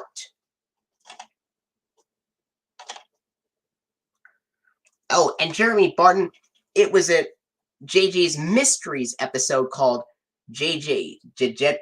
It was a JJ's Mysteries episode called Mystery of Flight that used the snow globe ident. Mystery of Flight isn't a series, but it is an episode of the series. JJ the Jet Plane, Liking Yourself Inside and Out contains 5 adventures, and they are Picture Day, Switch Around Day, Evan Gets His Wings, Something Special, and Plane of a Different Color. This DVD was released on January 14th of 2003, which was the exact same day that Sony Wonder released 2 new Arthur VHS releases, Arthur's Family Fun and Arthur's Snow Day, on VHS and DVD, and the same day Sony Wonder released Arthur Goes to Hollywood and Arthur's Famous Friends on DVD, and the same day Sony Wonder released the Elmo's World VHS and DVD releases of Head to Toe with Elmo. It's 65 minutes. Savannah is carrying the banner on the back cover, by the way. Here's the disc for JJ's The Jet Plane, Liking Yourself Inside and Out. And it had the episode index as well. At the beginning of the DVD of JJ the Jet Plane, Liking Yourself Inside and Out, it has the 2001 Columbia TriStar Home Entertainment logo with the Tolling Bells DVD music, DVD menu, FBI warning, red warning and attention screens, and it has the options menu after the DVD menu as well, before the FBI warning and red warning and attention screens. Then the Porchlight Entertainment logo, JJ the Jet Plane theme in the start of the episode, Picture Day. At the end, it has the last few seconds of the episode, Plane of a Different Color, then the JJ the Jet Plane end credits with the Wonder Wing, with the Porchlight Entertainment, Modern Cartoons, and WonderWings.com logos, and then the Columbia TriStar Home Entertainment logo with the Tolling Bells DVD music again, then the DVD menu. Next up, I have the 2003 DVD release of Dragon Tales. Easy as 1, 2, 3.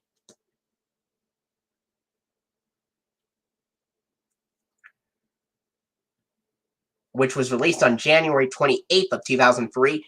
And this is the last DVD to release to have all 5 episodes be from Season 1. Because the other DVDs released after this would either have all Season 2 episodes, all Season 3 episodes, beginning in 2005, of course, or 2006. All DVDs released after this DVD, of course, would have all Season 2 episodes, a mixture of episodes from all 3 seasons, or all Season 3 episodes. In the Say Hola to Enrique DVD from 2006, that is. And this is the last one to have all 5 episodes from Season 1. And they are A Kite for Quetzal, Prepare According to Instructions, The Big Cake Mix-Up, True Blue Friend, and Light My Fire Breath. A fact about the Big Cake Mix-Up I will go over to later. The spine is a character profile picture of Ord. And the back. And it says, featuring these songs, Bet You Can, Touch, Pretend, and Hum. And it says, look for those other fun titles. Other Dragon Tales releases, Bear in the Big Blue House, JJ the Jet Plane, Maggie and the Ferocious Beast. And for some reason, you can see the pictures in the Columbia TriStar Home Entertainment logo pretty clearly, but the words are very dark.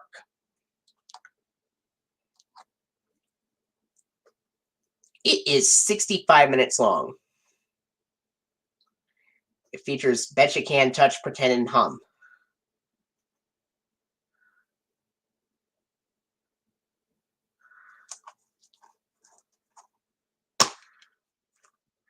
Here is the disc for Dragon Tales Easy as 1, 2, 3.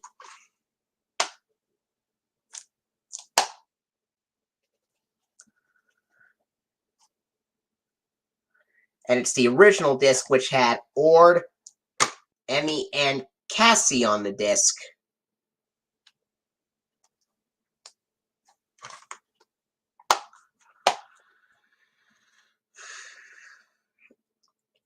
And at the beginning of the DVD of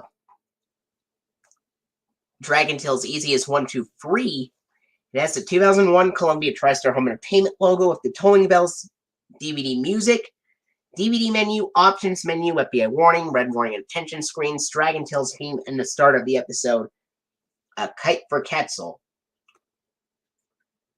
At the end of the DVD, it has the last few seconds of the episode Light My Fire Breath, the Season 1 online bumper from 1999 to 2000, just like the DVDs of Adventures in Dragonland and Don't Give Up.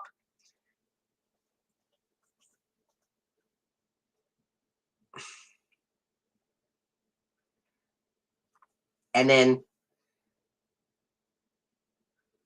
the end credits, which play 5 times.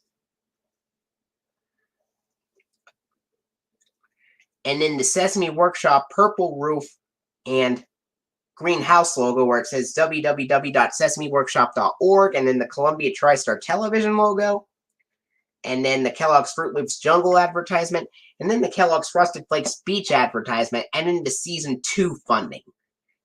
And then the PBS Kids ident from September 6th of 1999, where Dot the Girl runs up to the screen, and then the DVD menu. Oddly enough,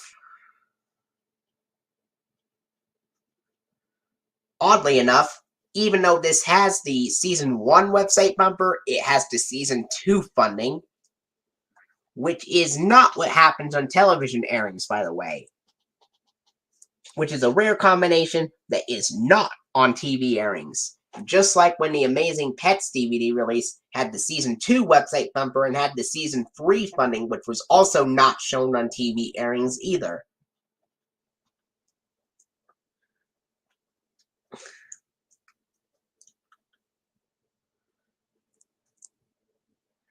And also, RTX Wheels uploaded a program break from 2000 recorded after the episode The Big Cake Mix-Up, which was paired up with Crash Landings when it aired on TV. And after those episodes, it had the Children's Television Workshop semicircle logo after the credits and the PBS Kids dot ident after the funding.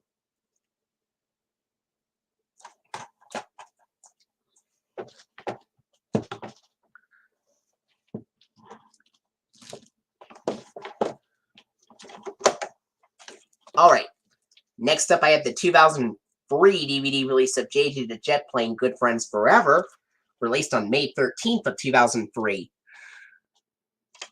containing 5 adventures, and they are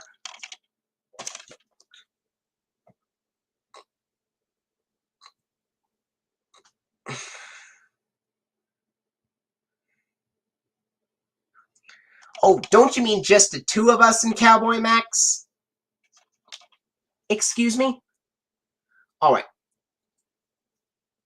It contains the episodes Grumpy O'Malley, The Great Terrytown Blackout, Catch the Buzz, Reverend Evans Day, and Missing You.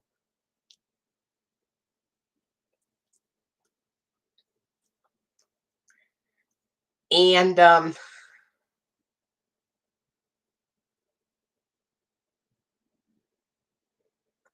it's also 65 minutes long.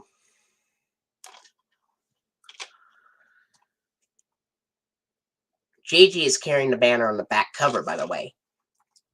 And here's the disc and the episode index, which looks more colorful. The disc looks more colorful.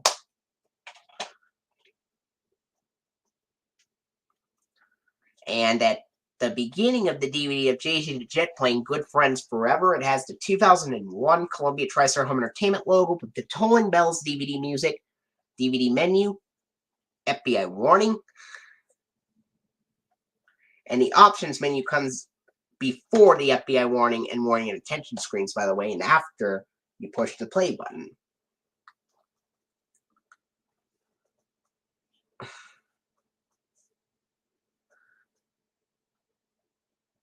All right.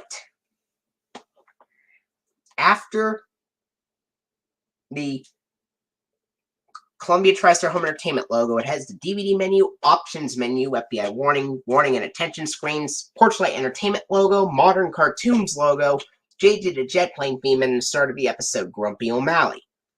And then at the end, it has the last few seconds of the episode, Missing You, then the JJ the Jet Plane end credits with the Porchlight Entertainment, Modern Cartoons, and WonderWings.com logos, and then the Columbia TriStar Home Entertainment logo from 2001 with the Tolling Bells DVD music again. Then we go back to the options menu.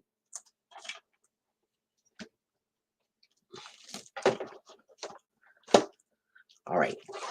Next up, I have the 2003 DVD release of Bingo, released on August 26th of 2003.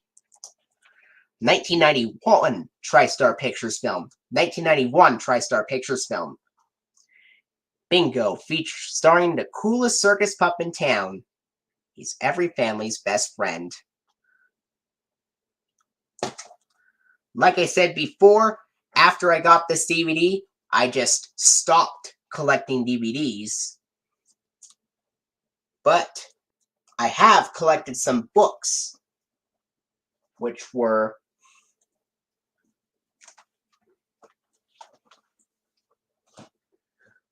a new copy of Sesame Street Unpaved,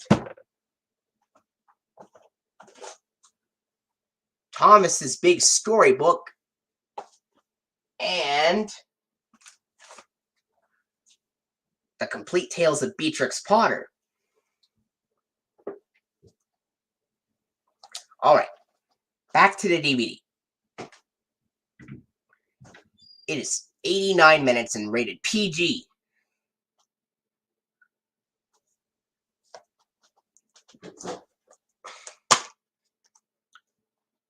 Here's the disc for Bingo. It also is pretty colorful. And at the beginning of this DVD of Bingo, it has the 2001 Columbia TriStar Home Entertainment logo with the Tolling Bells DVD menus. Alright, this DVD of Bingo has the 2001 Columbia... At the beginning of this DVD of Bingo, it has the 2001 Columbia TriStar Home Entertainment logo with the Tolling Bells DVD music, DVD menu, FBI warning, red warning and attention screens, and then the 1984 TriStar Pictures logo. And then we go to the film. And it also has the format screen after the FBI warning and attention screens before the TriStar Pictures logo, as well as this is in full screen, by the way.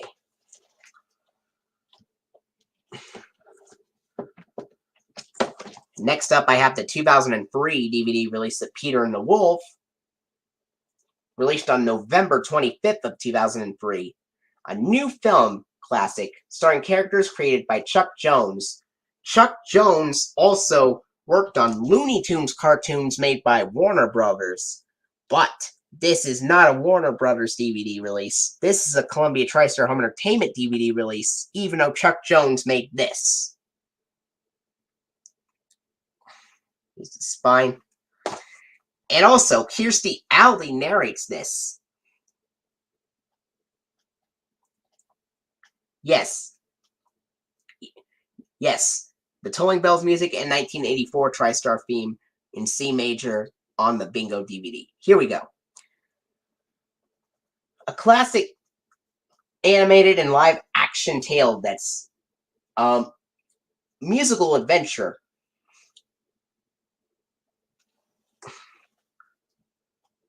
It is approximately 49 minutes.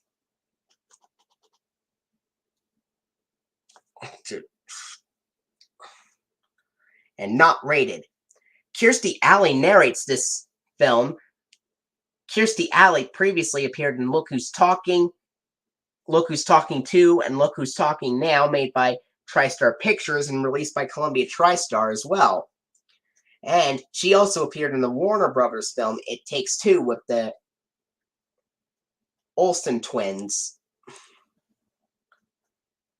Lloyd Bridges also appears in this as well. 49 minutes. I actually got to see I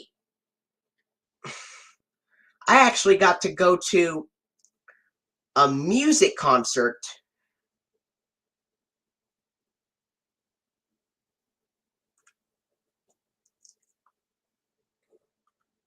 Sure.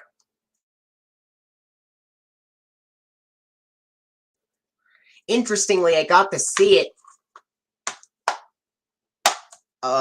concert of Peter and the Wolf back a few weeks ago, actually. And it was really cool. It was really cool. I liked the music in it. Alright.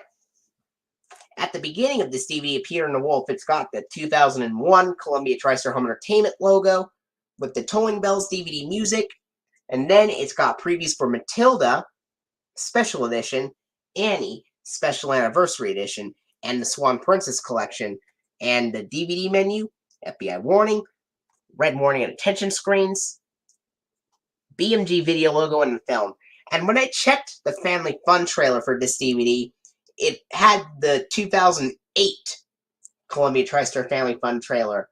It's a Big, Big World, The Wondrous World of Dr. Seuss, etc.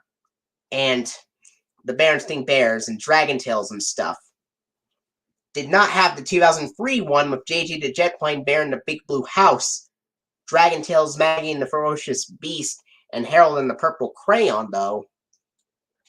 Instead, it had the 2008 one, but despite that, they still kept the Columbia TriStar Home Entertainment logo at the beginning of the DVD, and the first, and on the back cover, and the spine and the disc also kept the Columbia TriStar Home Entertainment logo. They kept it on the back cover despite that, and the disc as well, in addition to being on screen.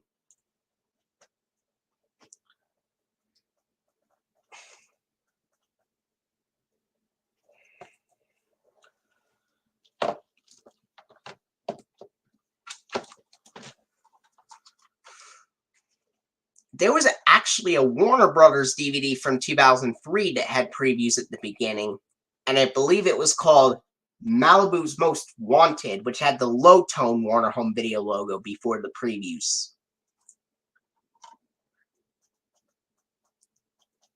Alright, next up I have a 2004. Even though this says 2003, this is actually a 2004 DVD release of Annie, with Albert Finney, Carol Burnett, Bernadette Peters, Anne Rankin, and Tim Curry. 1982 Columbia Pictures film. And it has... Yeah, I know you were talking about it, but I wanted to give you a fact as well. There was actually a Warner Brothers DVD that had previews at the beginning from 2003. I know you were talking about the first Columbia TriStar DVD. There was also a Warner Brothers DVD from 2003 that had previews at the beginning, and I believe it was called Malibu's Most Wanted. I just wanted to give that quick fact right there. Alright. Annie, it has Albert Finney, Carol Burnett, Bernadette Peters, Anne Rankin, and Tim Curry. This also stars Eileen Quinn as the voice of Annie herself.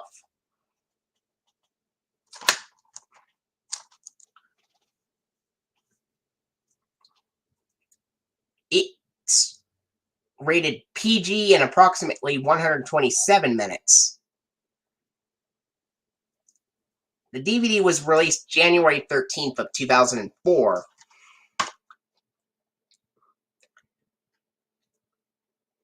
And here's the disc for Annie, Special Anniversary Edition.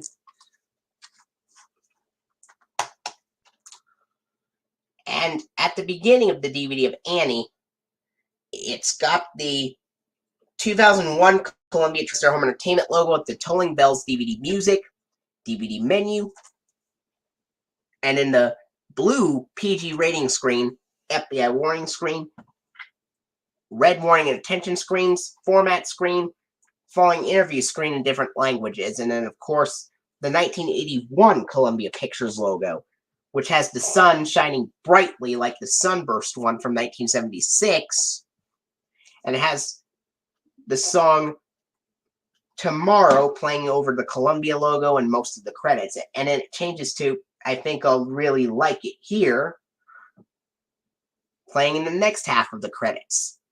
After the Columbia Pictures logo, we go to the film.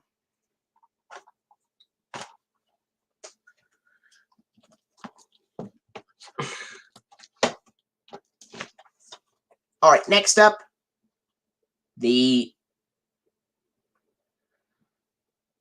2005 DVD release of Matilda, with Danny DeVito, Rhea Perlman, Ambeth Davids, Pam Ferris, and Mara Wilson. 1996 TriStar Pictures film. Mara Wilson also appeared in Thomas and the Magic Railroad 4 years later, which I already showed you earlier. Incredibly fun. A great movie for all ages.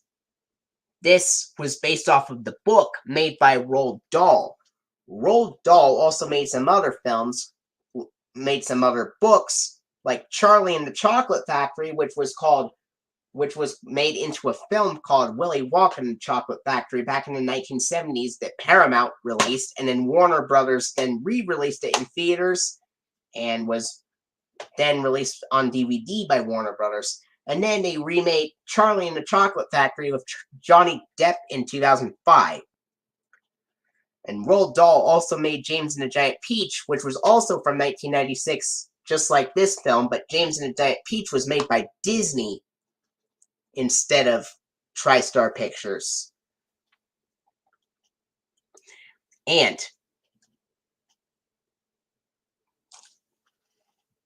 the film is rated PG for elements of exaggerated meanness and ridicule, and for some mild language, and approximately 98 minutes.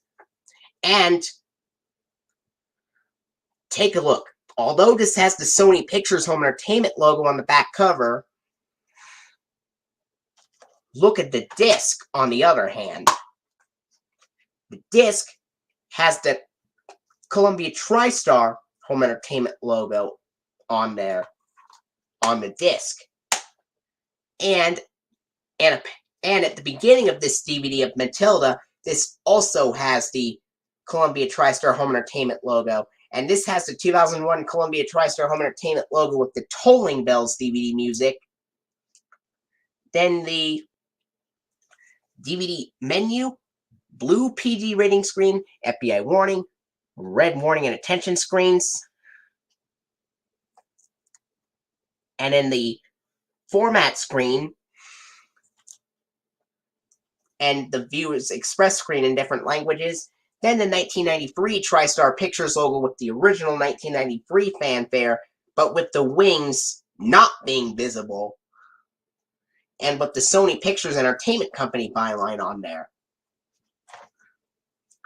Yeah, then we go to the film. Yeah, but on The Adventures of Milo and Otis, even though it had the Columbia TriStar Home Entertainment logo on the disc and the Sony Pictures Home Entertainment logo on the back cover, it actually had the Columbia TriStar Home Video logo from 1993 at the beginning, because it is a reprint from a reprint of the 1999 DVD, and this is a reprint of the 2004 DVD release of Matilda, which the original 2004 DVD release is extremely rare.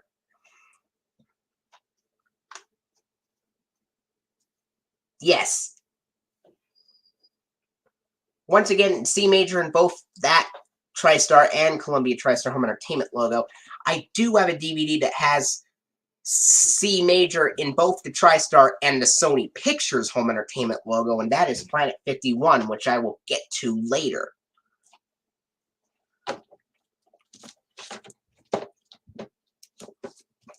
Alright. Next up, I have the 2004 DVD release of The Webulous World of Dr. Seuss, The Cat's Adventures.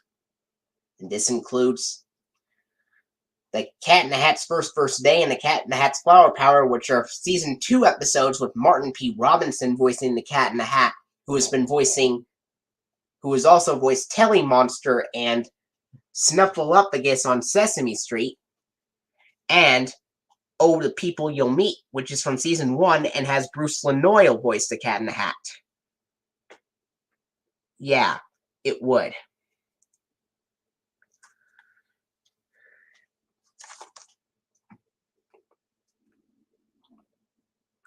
Now, what is different about the season 1 intro, what is different about season 1 is not only the voice of the Cat in the Hat, but also the intros are different.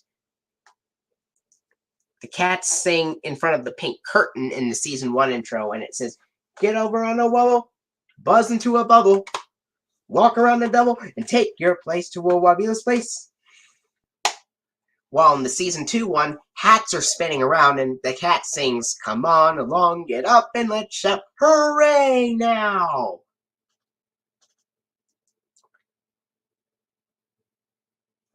And this DVD was released April 6th of 2004.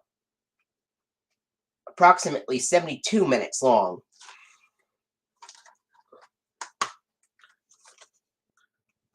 Here's the disc for the Wobulous World of Dr. Seuss, The Cat's Adventures. At the beginning of this DVD of the Wobulous World of Dr. Seuss, The Cat's Adventures, it's got the... Yeah, I know.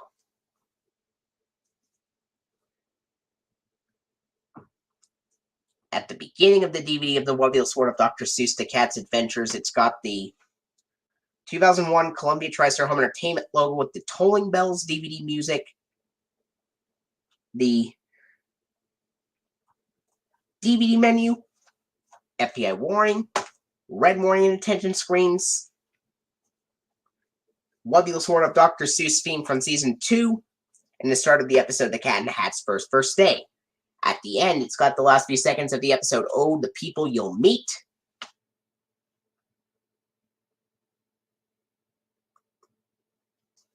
And then the end credits from season 1, then the Jim Henson Productions logo, and in the film.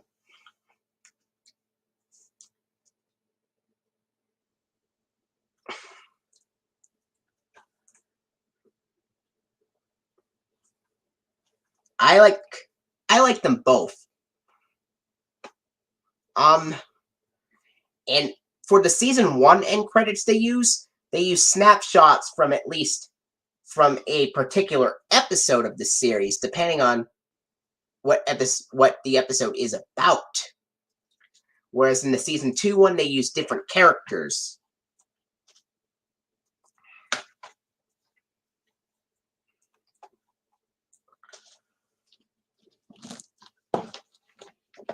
Alright. Next, I have the 2004 DVD release of Dragon Tales Whenever I'm Afraid, which is released on May 25th of 2004. From Sesame Workshop and Sony Pictures Television, helping your child cope with fears.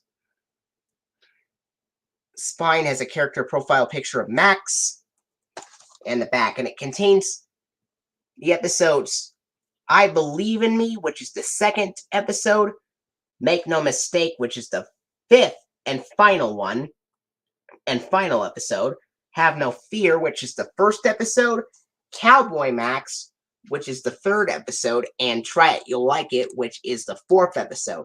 And I have a very interesting story about Cowboy Max, which Jeremy Barton has originally told me about. Now, Cowboy Max was first released on this DVD of Dragon Tales Whenever I'm Afraid back in 2004. And then it later aired on television in 2005, right when season 3 already aired on television. But as a result, Emmy and Max were the only characters in that episode, and just the 2 of us. Enrique was completely absent in both of those episodes, meaning they originally weren't going to be aired during season 2, but they were pushed back to season 3 for some reason. And as a result, those episodes, Just the Two of Us and Cowboy Max, the TV airings of Just the Two of Us and Cowboy Max, had an extremely rare season 3 funding. An extremely rare version of the season 3 funding. It had most of the voiceover from the season 3 funding during the Ready to Learn, No Child Left Behind, and U.S. Department of Education portions. But in the rare version that is shown on Just the Two of Us and Cowboy Max, instead of changing over to the red background with viewers like you and thank you shown with the girl's head being shown, it instead keeps the orange background from the U.S. Department of Education variant, but changes to the Corporation for Public Broadcasting logo that is shown on season 36 of Sesame Street. And as a result, the last part of the voiceover during the Corporation for Public Broadcasting portion reuses the season 2 voiceover during the last part of the rare funding.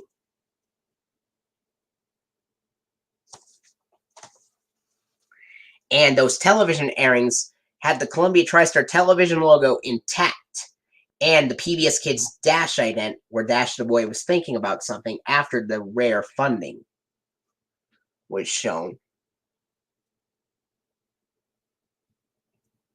It is 63 minutes long.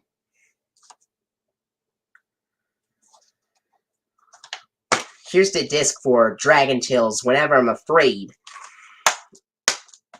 At the beginning of this DVD of Dragon Tales Whenever I'm Afraid, it has the 2001 Columbia TriStar Home Entertainment logo. Yes, it also had the Season 2 website bumper with Ord announcing in the red letters and stuff. And at the beginning of this DVD of Dragon Tales Whenever I'm Afraid, it has the 2001 Columbia TriStar Home Entertainment logo with the Tolling Bells DVD music. This is the last DVD I have with the Columbia TriStar Home Entertainment logo being in full screen. Then previews for Parenting Bears VHS and DVD releases and the Swan Princess collection. Then the FBI warning, red warning and attention screens, Dragon Tales theme, and the start of the episode Have No Fear. And then at the end, it's got the last few seconds of the episode Make No Mistake. And then, of course, the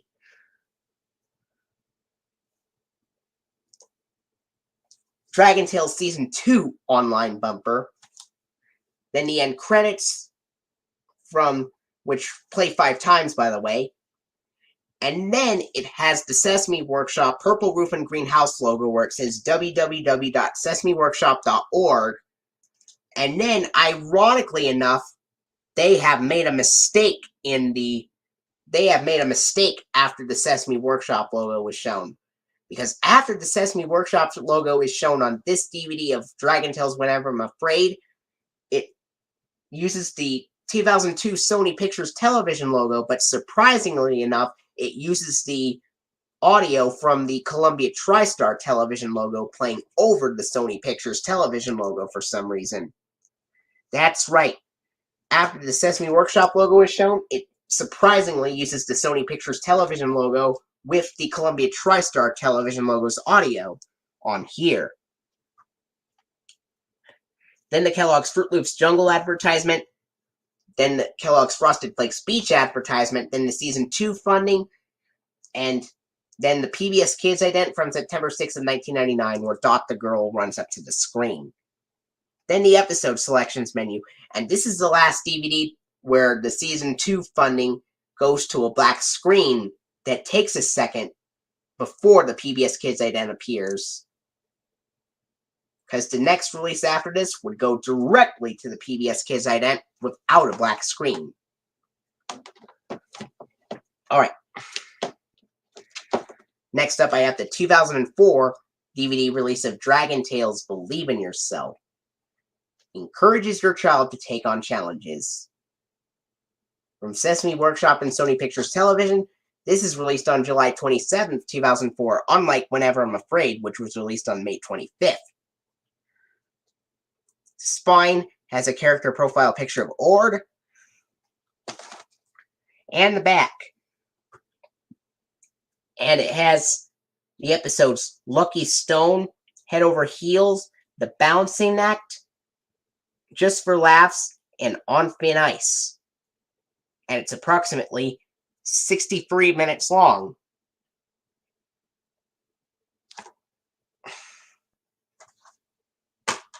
Here's the disc for Dragon Tales Believe in Yourself.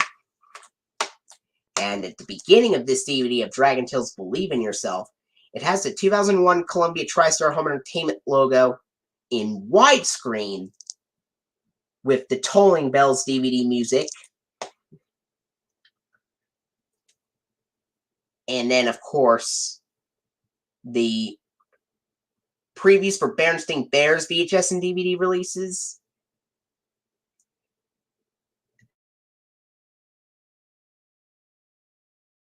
The 2002 Columbia TriStar Family Fun trailer with JG the Jet Plane, Bear in the Big Blue House, Dragon Tales, Maggie and the Ferocious Beast, and Harold and the Purple Crayon.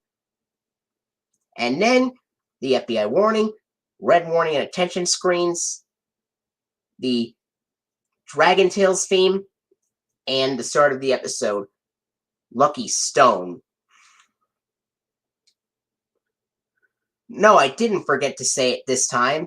I already said it already.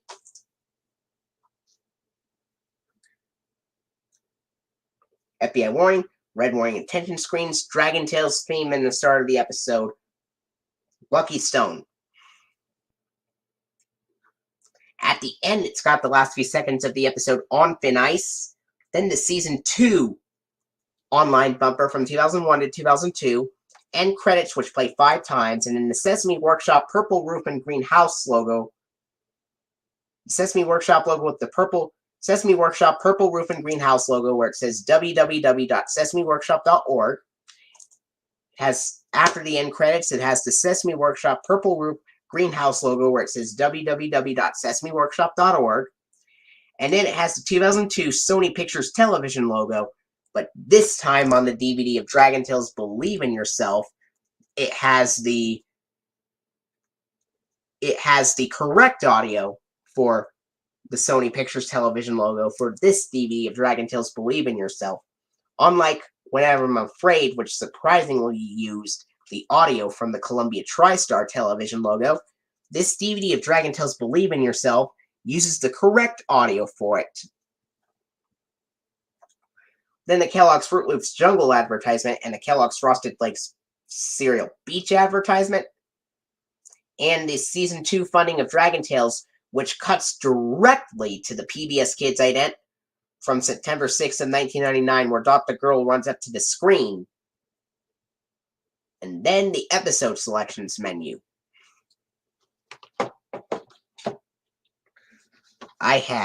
Next up, I have the 2004 DVD release of The Webulous World of Dr. Seuss, The Cat's Funhouse, containing Yertle the King, The Muckster, and Who Are You Seuss New, all of which are from Season 1. And it is released on November 16th of 2004, 1 week before Warner Home Video released Harry Potter and the Prisoner of Azkaban on VHS and DVD. It's approximately 73 minutes long.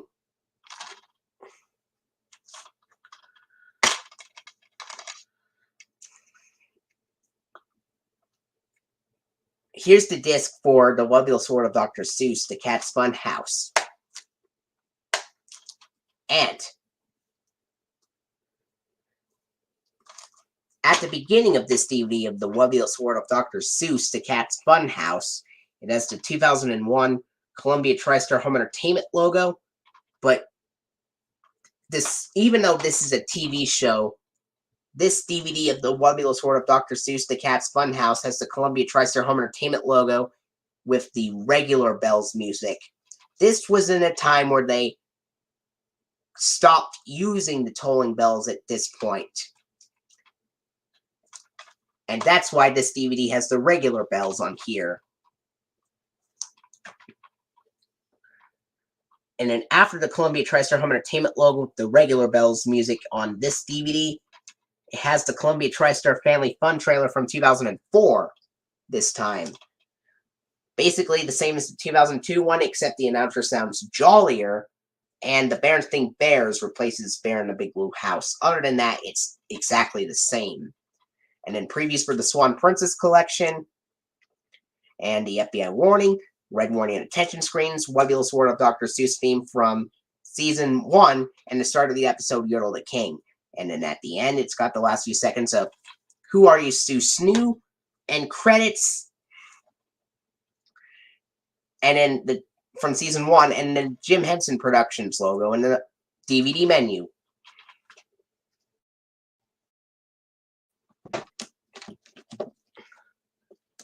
Next up, here's something pretty interesting. This is a 2005 DVD release of The Wind in the Willows, released on February 1st of 2005.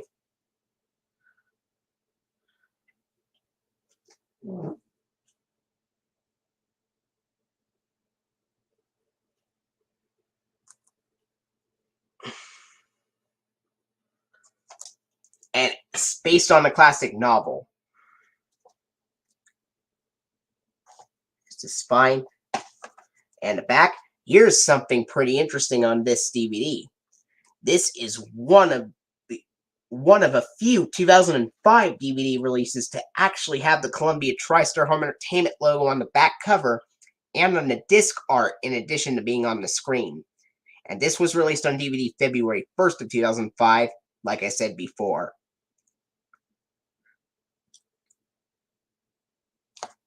73 minutes. No, 71 minutes.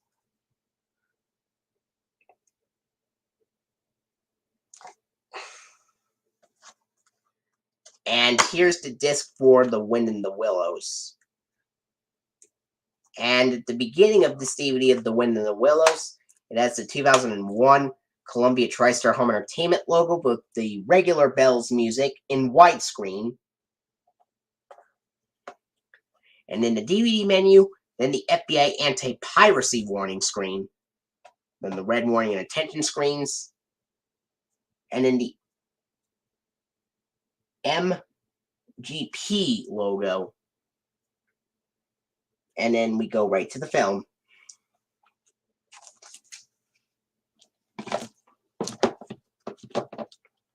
All right. Now,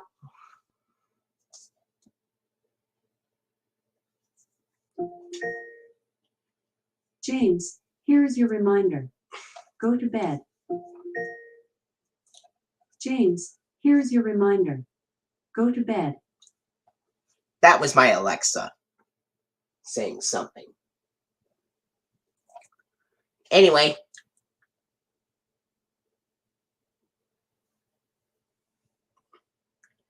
next up I have the 2005 DVD release of Are We There Yet?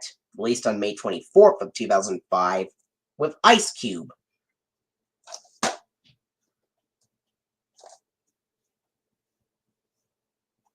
This is also a 2005 Columbia Pictures film co-produced with Revolution Studios. It is rated PG for language and rude humor and approximately 95 minutes.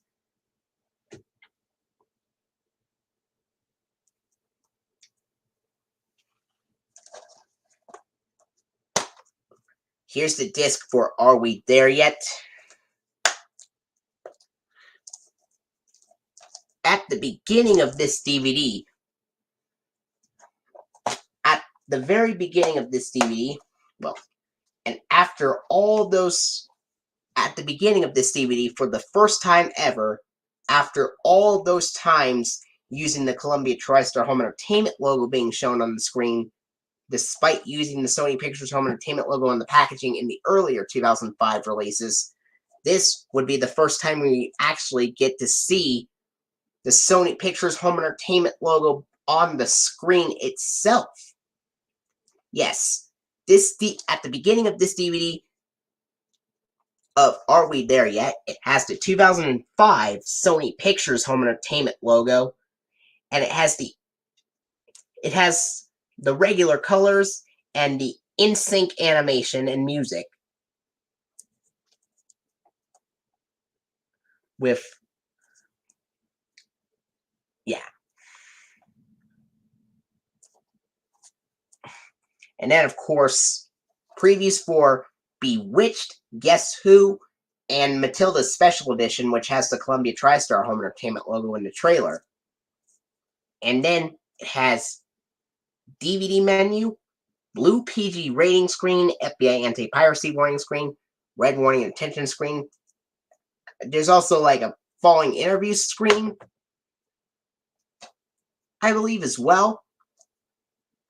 Then the 1993 Columbia Pictures logo with the more common 1998 arrangement of the fanfare, and the Revolution Studios logo in the film.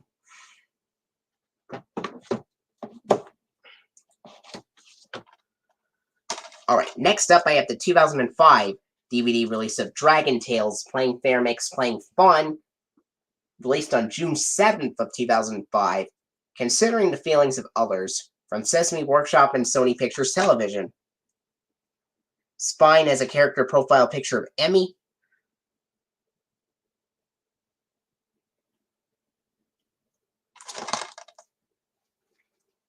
And the back. And this contains the episodes No Hitter from Season 1, The Me First Wizard from Season 2, Give Zach a Hand from Season 2, Teasing Is Not Pleasing from Season 2, and Play It and Say It from Season 3.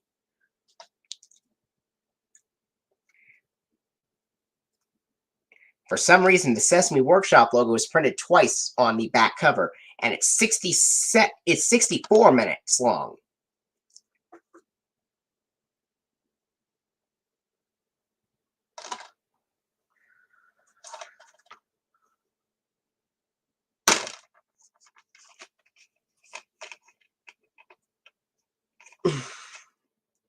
And here's the disc for Dragon Tales Playing Fair Makes Playing Fun. At the beginning of this DVD of Dragon Tales Playing Fair Makes Playing Fun, it's got the 2005 Sony Pictures Home Entertainment logo with the regular colors and the in-sync animation. Then the FBI anti-piracy warning screen. And the red warning and attention screens, Dragon Tales theme in the start of the episode No Hitter. And then at the end it has the last few seconds of the episode Play It and Say It, then the Season 2 online bumper from 2001 to 2002, then the end credits, and then the Sesame Workshop purple roof and green house logo, where it does not say www.sesameworkshop.org. Then it has the 2002 Sony Pictures Television logo with the correct audio.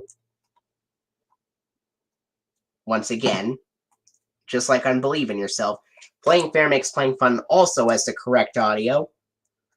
And then the Kellogg's Fruit Loops Jungle advertisement, Kellogg's Frosted Flakes Beach advertisement, and then surprisingly, it has the Season 2 funding plug, which is quite strange because this DVD is the first one to have a Season 3 episode on here. However, this is quite weird because even though this has a Season 3 episode of Dragon Tales, it has the Season 2 funding plug that you would usually see on Dragon Tales DVDs from 2001 to 2004 on here. And then after the Season 2 funding of Dragon Tales, it has the PBS Kids ident from September 6th of 1999, where Dot the girl runs up to the screen. The funding cuts directly to it, just like on Dragon Tales Believe in Yourself. And then, after the PBS Kids ident, we go to the episode selections menu.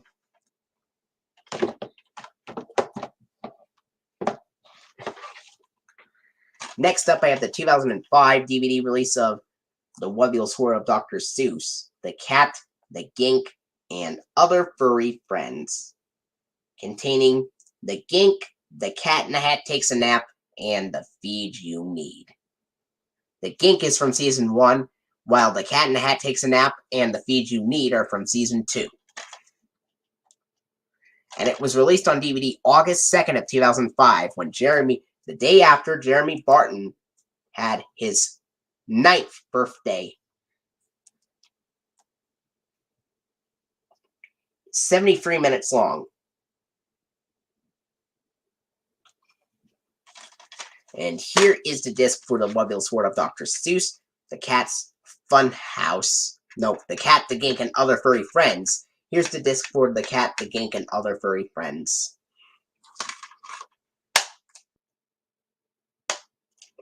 Oh. There was something I wanted to mention for Dragon Tales Playing Fair Makes Playing Fun. This has the same trailer that is shown in my DVD of Peter and the Wolf when you click on the Family Fun trailer.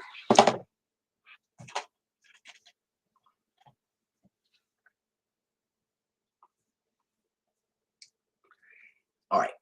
At the beginning of this DVD of the Webbil Sword of Dr. Seuss, The Cat, the Gink, and Other Furry Friends, it has the 2005 Sony Pictures Home Entertainment logo, but with the regular colors, but with the out-of-sync animation, with the music starting earlier. And then a preview for Stuart Little Free.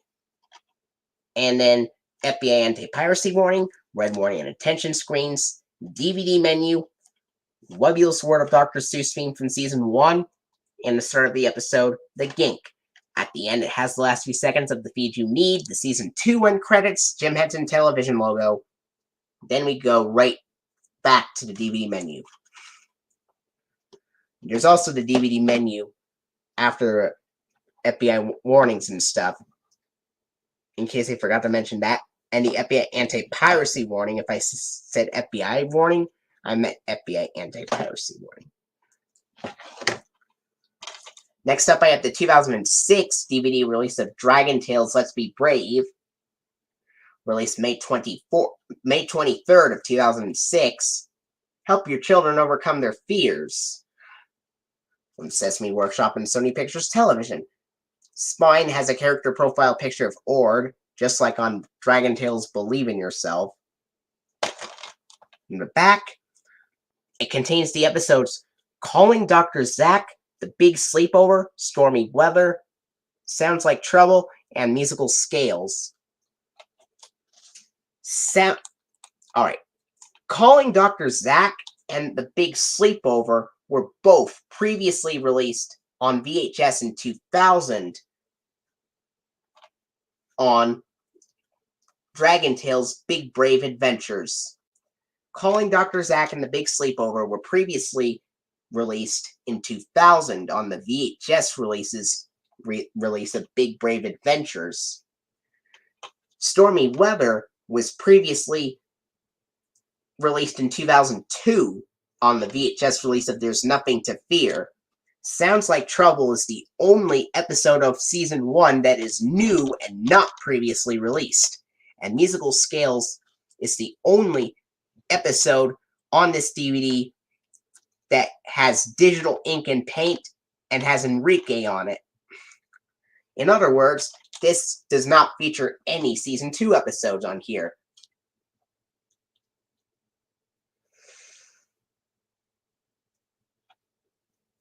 It's interesting that this has 4 episodes from Season 1 and 1 from Season 3 on here.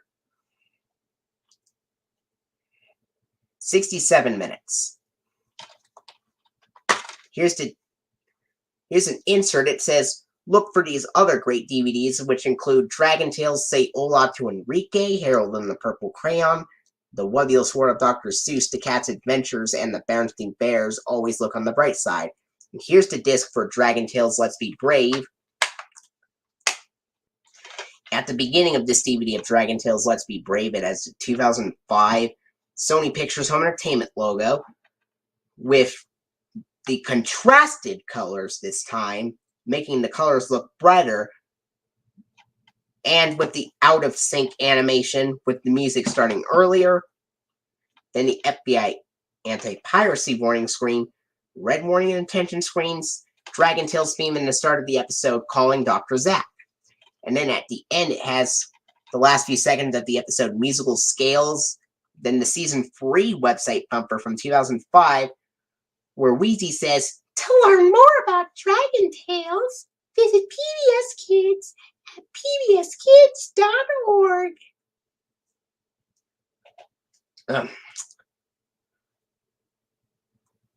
And then, of course, the end credits, which play 5 times, and then the Sesame Workshop purple roof and green house logo where it does not say sesameworkshop.org, just like on Playing Fair Makes Playing Fun and Don't Give Up. And then the 2002 Sony Pictures Television logo has the correct audio just as well. Just like Playing Fair Makes Playing Fun and Believe in Yourself, this has the correct audio on Let's Be Brave as well. And then the Kellogg Company advertisement, where the announcer says, "The Kellogg Company is proud to support Dragon Tales and PBS Kids." Then the Kellogg's Fruit Loops Jungle advertisement, and the Kellogg's Frosted Flakes Beach. All right, here we go. I'm going to start the closing over. It has the last few seconds of Musical Scales, season 3 website bumper, and credits. Sesame Workshop purple roof greenhouse logo where it does not say sesameworkshop.org. All right, here we go. Last few seconds of Musical Scales, season 3 website bumper, and credits. Sesame Workshop purple roof greenhouse logo where it does not say sesameworkshop.org. The Sony Pictures Television logo with the correct audio, just like on Playing Fair Makes Playing Fun and Believe in Yourself.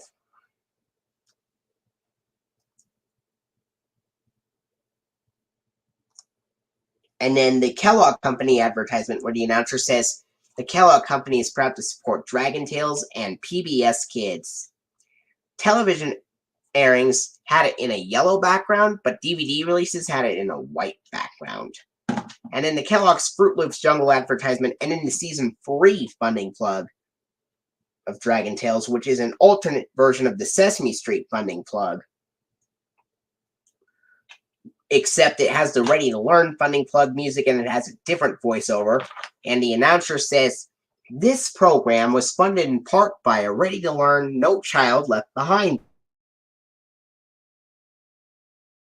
grant public broadcasting service, and by contributions to your PBS station from viewers like you. Thank you." And then the PBS Kids edit from September 6th of 1999, where Dot the Girl runs up to the screen. Then the episode selection menu. Next up, I have the 2006 DVD release of Monster House, widescreen edition. 2006 Columbia Pictures film co-produced with Image Movers and Amblin Entertainment.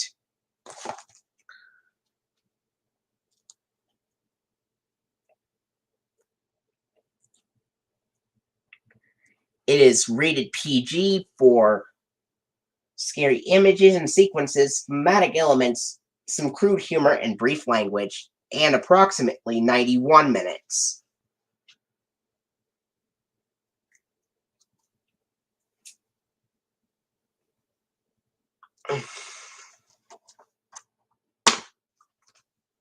Here's the disc for Monster House.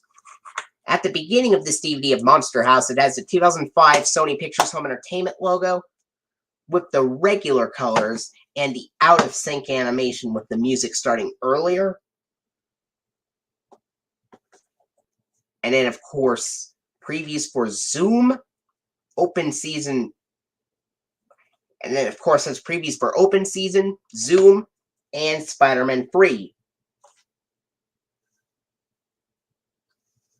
Then the DVD menu, blue PG rating screen, FBI anti-piracy warning, red warning and attention screens, and then the following interview screen in different languages, and then the 1993 Columbia Pictures logo with the more common 1998 arrangement of the fanfare, and the Sony Pictures Entertainment Company byline, just like on Are We There Yet?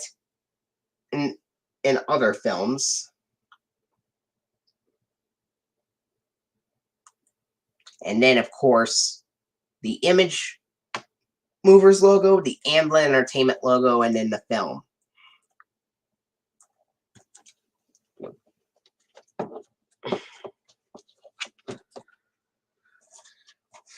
Next up, I have the 2010 DVD release of Cloudy with a Chance of Meatballs, released on January 5th of 2010, and the 2009 Columbia Pictures film, It's Raining Big Food and Big Laughs.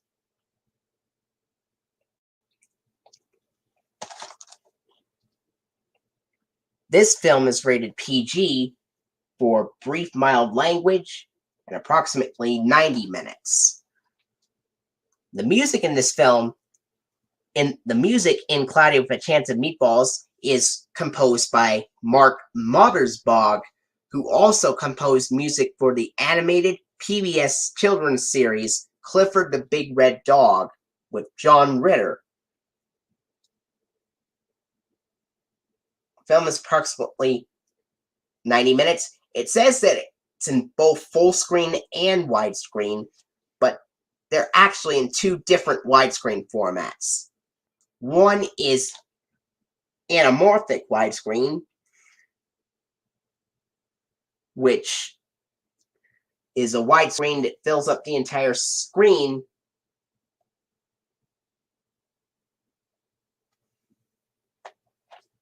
and the other widescreen on this DVD is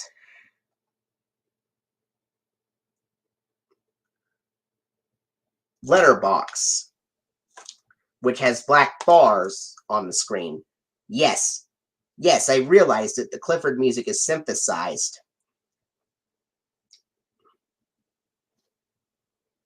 While this film has the music orchestrated. Here's the disc for Cloudy with a Chance of Meatballs.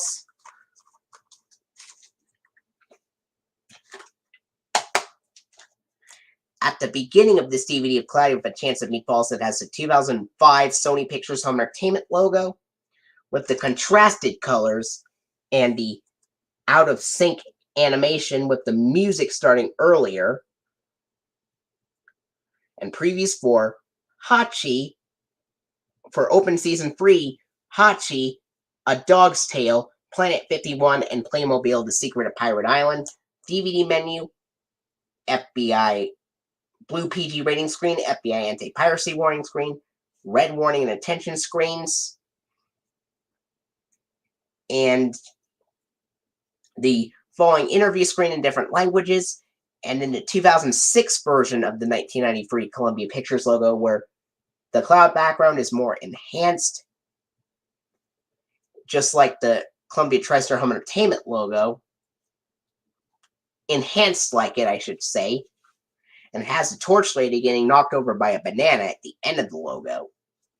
With the Sony Pictures Entertainment Company byline, and the Sony Pictures Animation logo, then we go right to the film.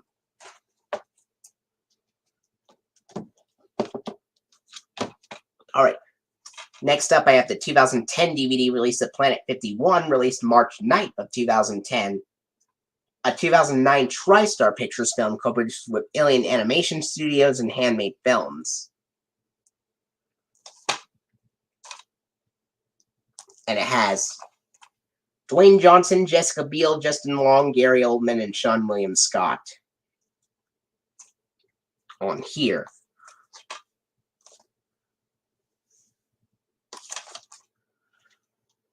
This film is rated PG for mild sci-fi action and some suggestive humor. And it is 91 minutes.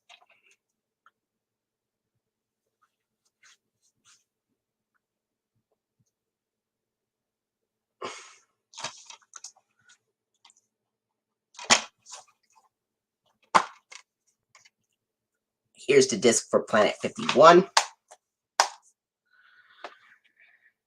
At the beginning of this DVD of Planet 51, it has the 2005 Sony Pictures Home Entertainment logo with the contrasted colors and the out-of-sync animation with the music starting earlier.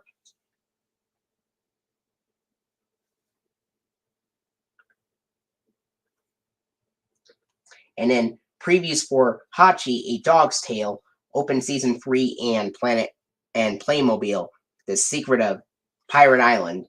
Then the DVD menu, blue PG rating screen, FBI anti-piracy warning screen, red warning and attention screens, following interview screen in different languages, and then of course the 1993 TriStar Pictures logo with the rearranged 1998 fanfare. What's different about the rearranged one compared to the original one is the rearranged one has more string sections at near the end of the TriStar Pictures logo, while the original one mostly has brass instruments. Then we go to the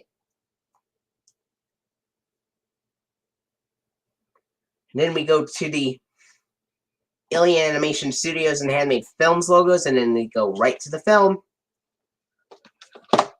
Only one more DVD to show you here, and that is the 2015 DVD release of the Cloudy Collection. 2 great movies, 1 great price. Containing Cloudy with a Chance of Meatballs 1 and 2. It was released sometime in 2015.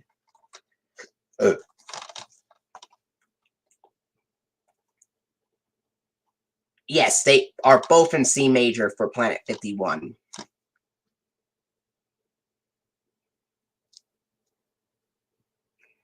Cloudy with a Chance of Meatballs 2 is rated PG for mild rude humor and approximately 95 minutes.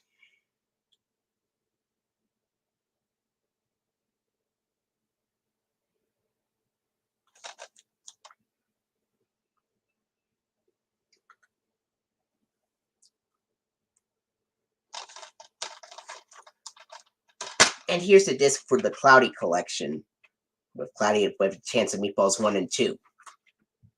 At the beginning of this DVD, it has the 2005 Sony Pictures Home Entertainment logo with the regular colors and the in-sync animation and music. Just like on Dragon Tales, Playing Fair Makes Playing Fun, and Are We There Yet? Then the 2013 FBI Anti-Piracy Warning Screen, Piracy is Not a Victimless Crime Screen, red warning and attention screens, and then the DVD menu. If you select the first film, you would see the blue PG rating screen, and then you would see the same Columbia Pictures logo from the first film, which also has the alternate 1998 version of the fanfare, just like the 2010 DVD release of the first film. While the second film on the DVD has the more common 1998 arrangement of the fanfare in its normal pitch and has the torch lady getting knocked over by a banana at the end of the logo, just like the first film, except in the second one, the banana has eyes, and in the strawberry shines a light, which then leads to the Sony Pictures Animation logo, and then we go to the film. Well, everybody, I hope you enjoyed it. I will see you in a live stream. I'm going to take a break from live streams for a couple of weeks. And right now, I have to say goodnight. I have to go to bed. Because it's almost midnight. And I have to go to bed right now. So I will talk to you all later.